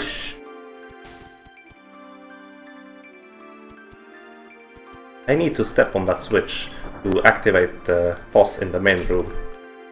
These are basically the triggers I just hit to load the boss in the main room, which means the game considers now the Grand Palace to be complete. Ooh, that was really slow actually. That was a mistake. Whatever.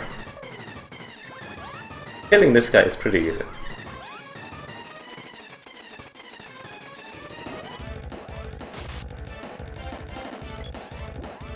He doesn't usually do anything, really.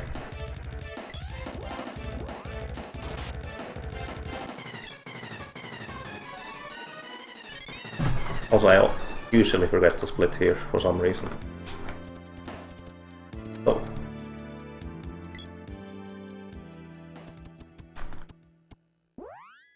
If the sprite, select him and go in. Okay, Hexos. Hexos is,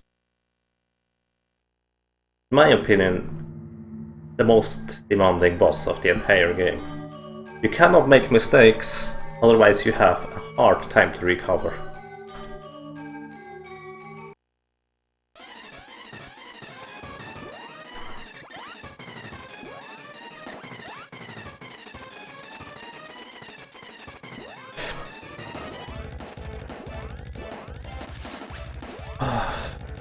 Might have gotten a good charge attack here.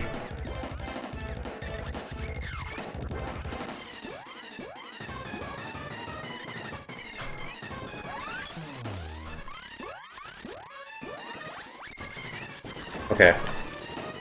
I made a mistake there, but I was lucky and salvaged it. So the idea is that the boy never gets too near to Hexas. And Sprite basically absorbs all the damage or spells by standing right in front of her, also so she will not move at this stage. Further, he's dead. Or he. I guess it's a she. Looks pretty female. Further, basically the rhythm goes like this.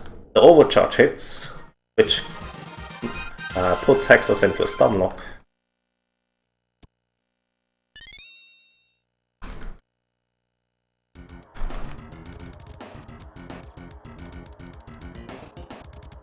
Then the sprite starts casting and is immune during the cast.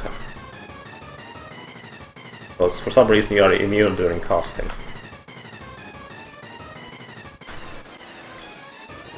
And then she gets basically locked down by spells. And the cycle repeats. That's the whole idea. So, and now for the Mech Rider number 3. He would be really difficult if it wouldn't abuse one of his AI quirks. He tries to get on your vertical position level. And because his hitbox is much larger than mine, he can never get my vertical position. So he simply slowly paces left and right until I kill him. After every hit, he will cast a spell, basically until he's dead.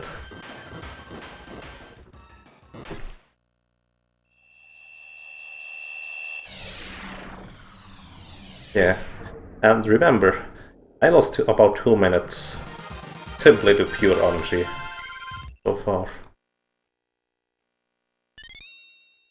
There is a tool-assisted speedrun, but it's from 2011, and 2 of the major skips were not found at this stage. The headbang, I'm not going for the headbang. Well, let's put it this way. Not intentionally, but if it happens, it happens. So, final sprint, yes. There are 2 large RNG portions which can skill through me over. So let's see, but until then, oops. I simply need to play well.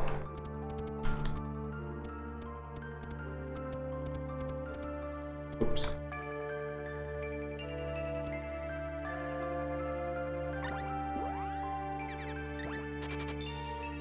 I get 2 of those in case I need them. Okay, I have enough of those, I simply wanted to make sure.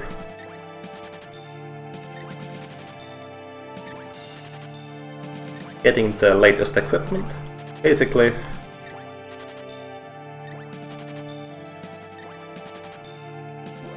Equipping for the final portion. These are the best equipments you can buy for money.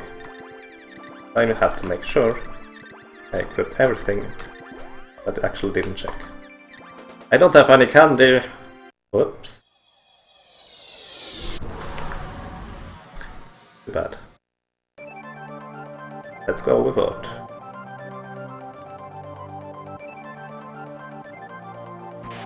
Where's it? Where's it? Where's it? There we go.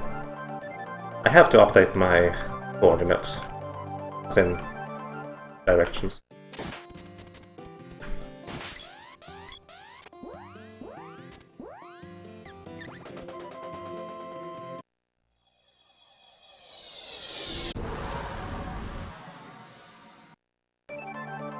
So, what I just did there is I activated that spring thing.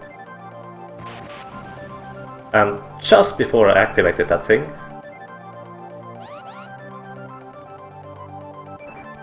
I called Flammy. So I executed that jump you saw there just before I entered the final Cutscene. Guys! Holy shit! Oh my god, that was bad.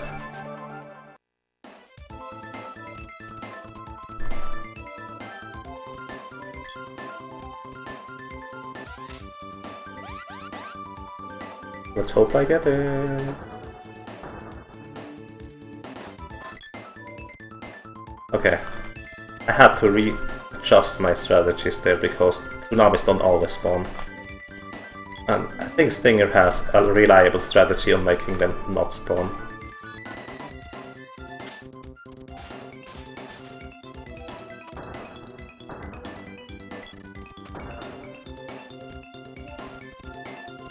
Well, I probably won't be talking too much, since I really want to focus on the last section.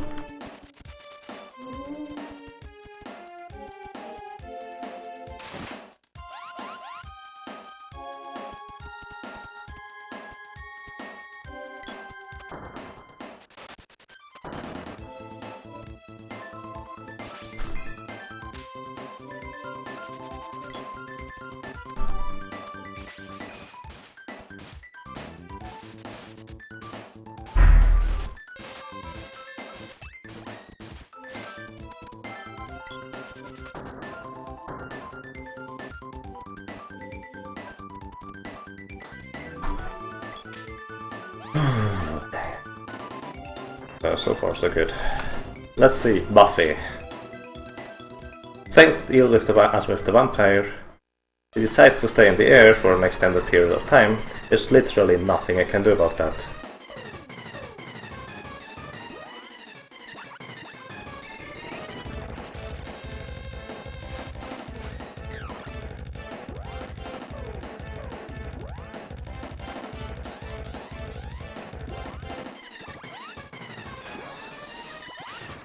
Please come down.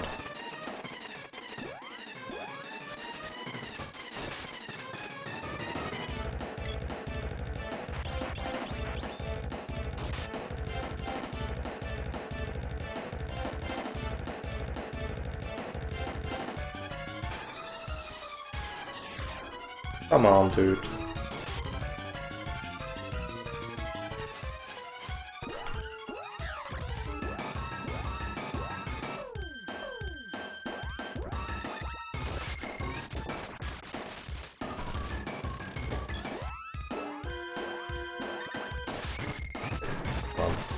Hit.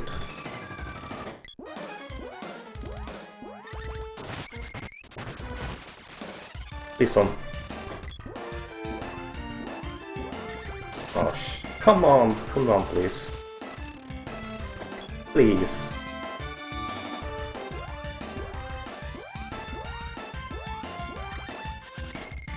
Nice, okay. With initial trolling, it could have gone much worse. It could have also gone much better, by the way. Just saying. So yeah, I lost about... Let's say, compared to the optimal case, I lost a minute. But I'm fine with that split.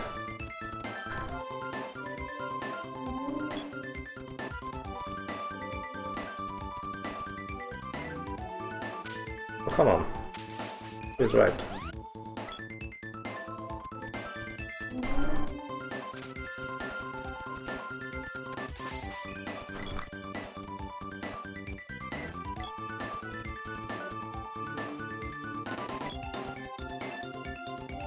Getting your AI partners past this portion is really tricky. Also, that doesn't usually happen. I didn't even know any of the enemy can cast Earthlight in this stage. That's new. Whatever. Let's hope for a good slime.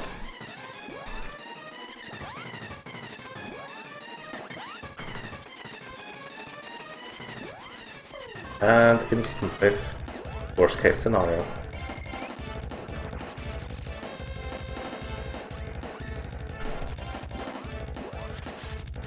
I got the wrong charge attack. You want to get a much shorter, a normal overcharge slash. so your attack animation doesn't take as long to execute.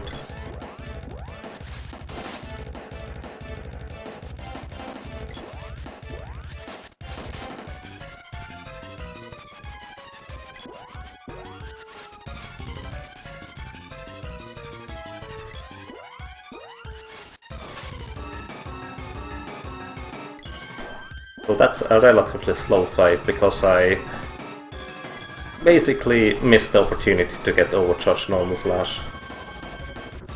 Since the boy got hit by the first acid ray, which is really unlucky. Come on, hit already.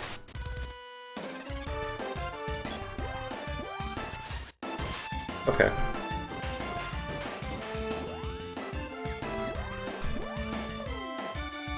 That's what I wanted. So yeah, that was pretty slow. My PV wasn't much better, but you can... Yesterday I think I gained about 30 seconds on this split.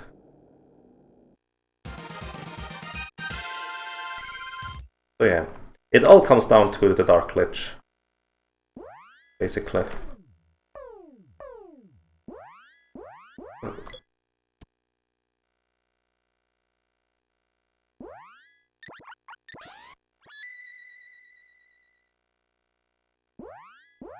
He didn't refill my mana for some reason.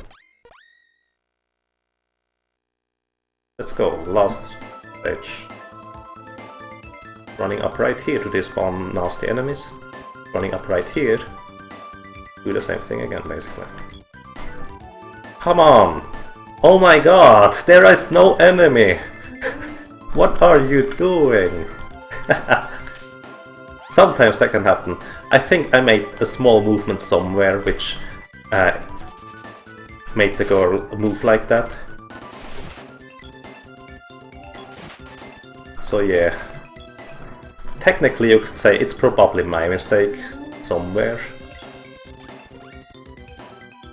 Because really, it's so finicky and precise. It's basically RNG.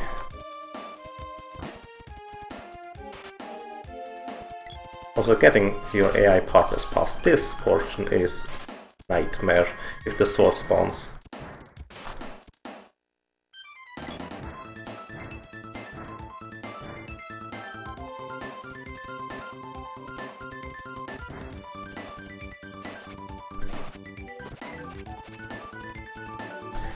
That's horrible. I need the sword with the sword. The girl with the sword in the front. Oh. Okay, I go past those three guys. At least that was pretty smooth. So, yeah. Let's put it this way, it all depends on Dark Lich. Dark Lich is the last instance that can really troll me.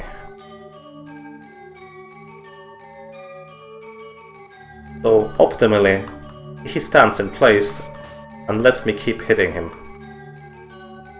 However, it doesn't always happen, and similar to the vampire, he can get invulnerable to my attacks. So let's simply hope that doesn't happen.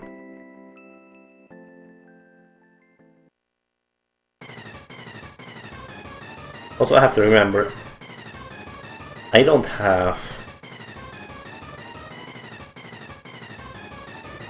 any healing items left.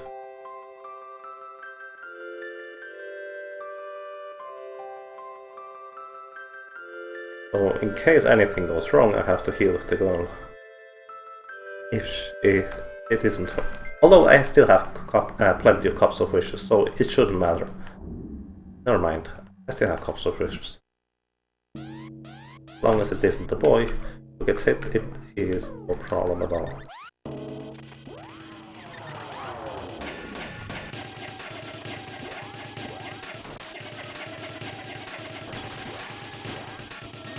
Okay. I need 7 hits. That was 3.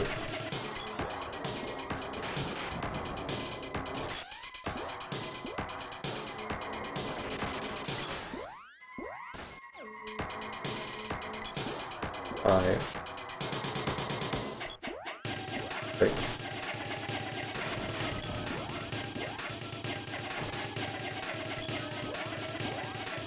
Come on.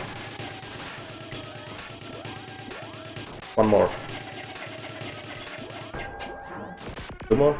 Okay, never mind. I cannot risk that, so I have to revive her. Okay, he is dead. That was a really good Lich fight, not optimally because he casted way too much. But it was a really good Lich fight.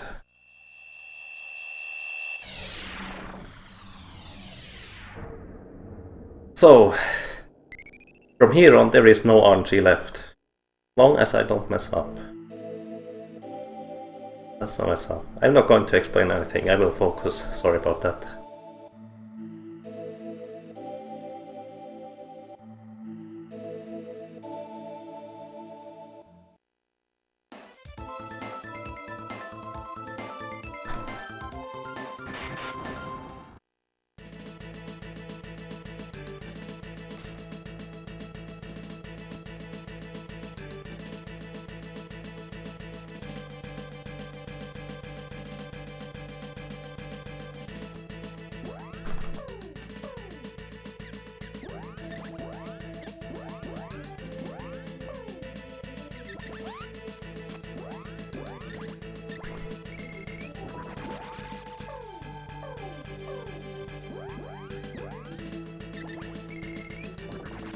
Okay. Phase 1 complete. What I just did there is I skipped the 20-second cutscene that plays when you unlock the Mana Sword for the first time.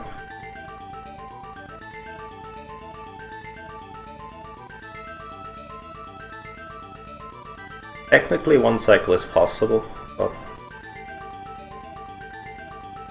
no, that will never happen.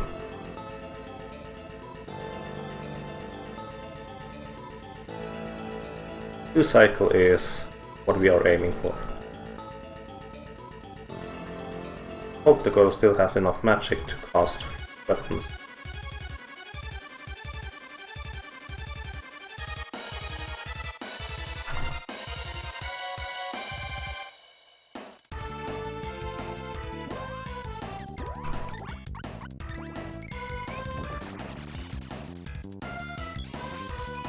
Don't mess it up this time.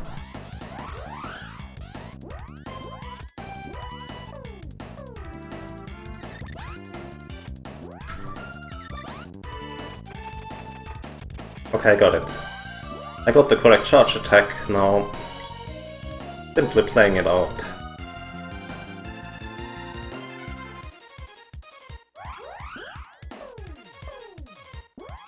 Stop the first attack with a spell. The second attack does much less damage, so we can let it through. I love that music, by the way.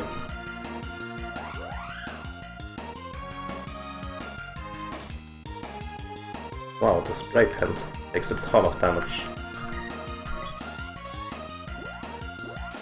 Hit number 1. The reason I use the Mana Sword is because it has an almost 100% chance to hit, compared to the spear, who has only about a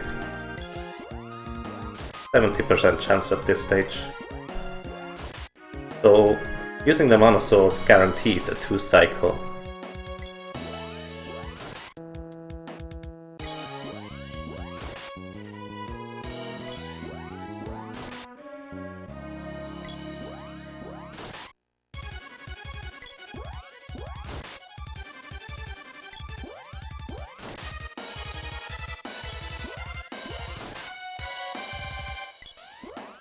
He didn't cost anything. That's incredibly lucky. I have to heal the sprite here, otherwise he will die. Oh, shoot! He still has wall! Whoop, too bad. It shouldn't make a difference though, since the sprite survived. I should have simply used a couple of wishes. Whoop. So, now instead of... Yeah, I will use a couple of wishes if the sprite dies here. He usually shouldn't, but maybe I forgot to equip something. Okay, he survived.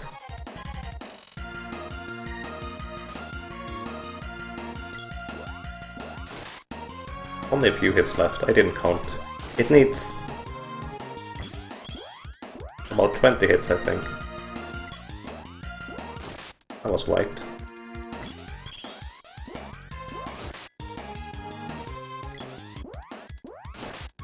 Sit down, how fitting. Split is ended as soon as it whites out when I lose control over characters. Right here. So, that's a new PB.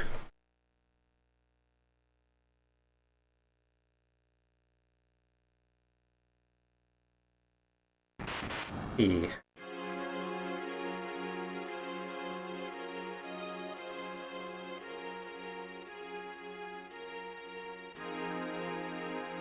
Yeah, I saved a minute there because on one hand I messed up last time a little bit, plus there's a new strategy to skip that cutscene with the mana sword.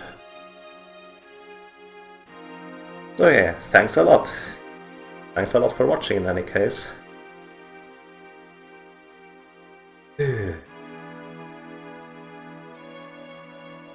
It's funny. The last boss, as in after Dark Lich, and unless I make a major mistake, I will not lose any time anymore.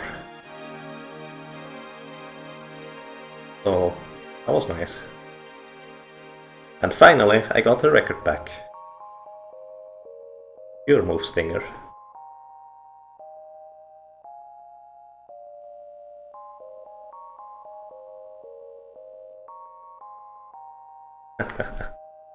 Is up 2 hours possible? Yes, in theory. And when I say in theory, it is in theory. It would require incredible luck. Plus flawless execution, basically. It is much easier in a co-op run since you can do a lot of things much quicker.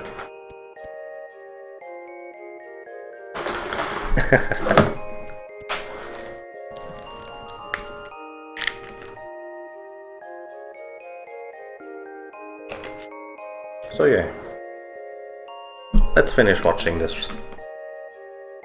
The ending takes about 7.5 minutes, and I always like watching it after a run. It's so satisfying for some reason, even though it's a bit sad, I guess.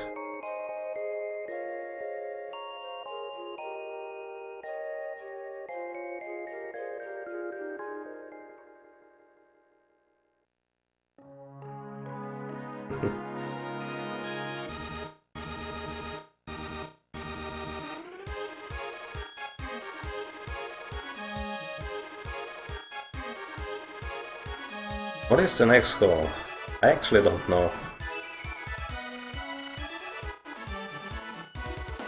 I guess the next goal would be practicing the menus until I'm really good with them and never make a mistake in the menus anymore. And then get another run sub 2 hours 5 minutes.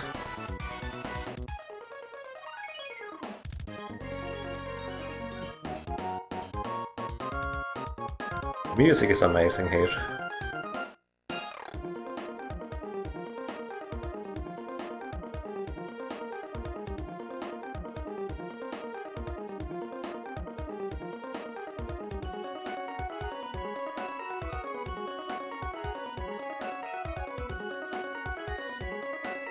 A 3-player co-op run would technically be the fastest run you could get.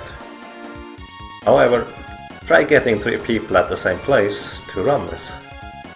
That's the main problem, actually. At HCTQ we are going to run this with 3 players, so that's going to be pretty amazing. Although we will use some save strategies, but I imagine it will get really close to this time, if not beat it. Was it actually a world record? Yeah, it was. I like to refer to it as a record, because world record sounds so great and grand, which is a bit weird.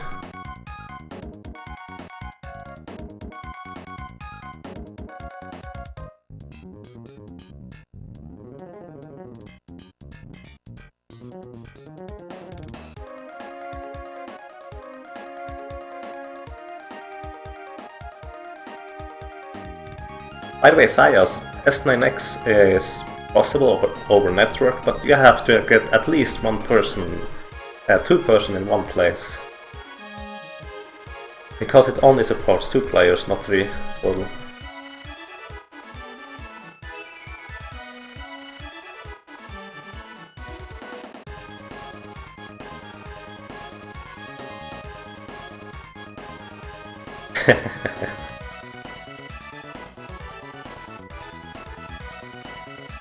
Well, if ZSNES would support 3, that would be new, since last time I tried, but last time I tried is older, so... yeah. That's about 3 years ago, so it might be.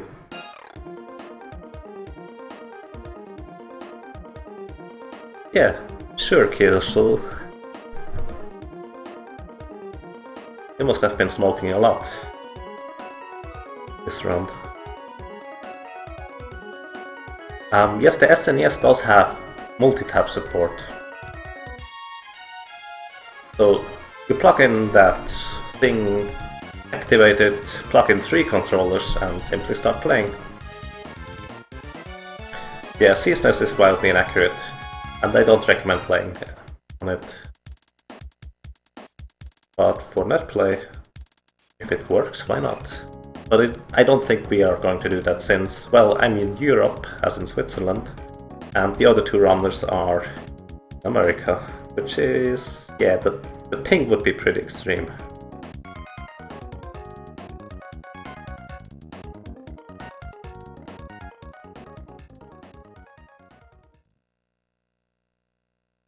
I don't know if ZSNES is allowed. I simply don't recommend it, since emulator is actually slower in Secret of Mana, about 20 seconds slower compared to a normal console.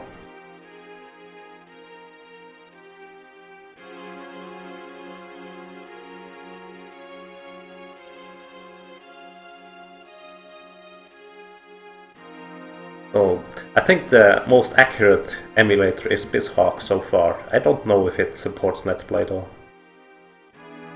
So, Moon. Crescent Moon, my favorite one. Yes. So, for those that don't know, the ending screen here looks a bit different every time.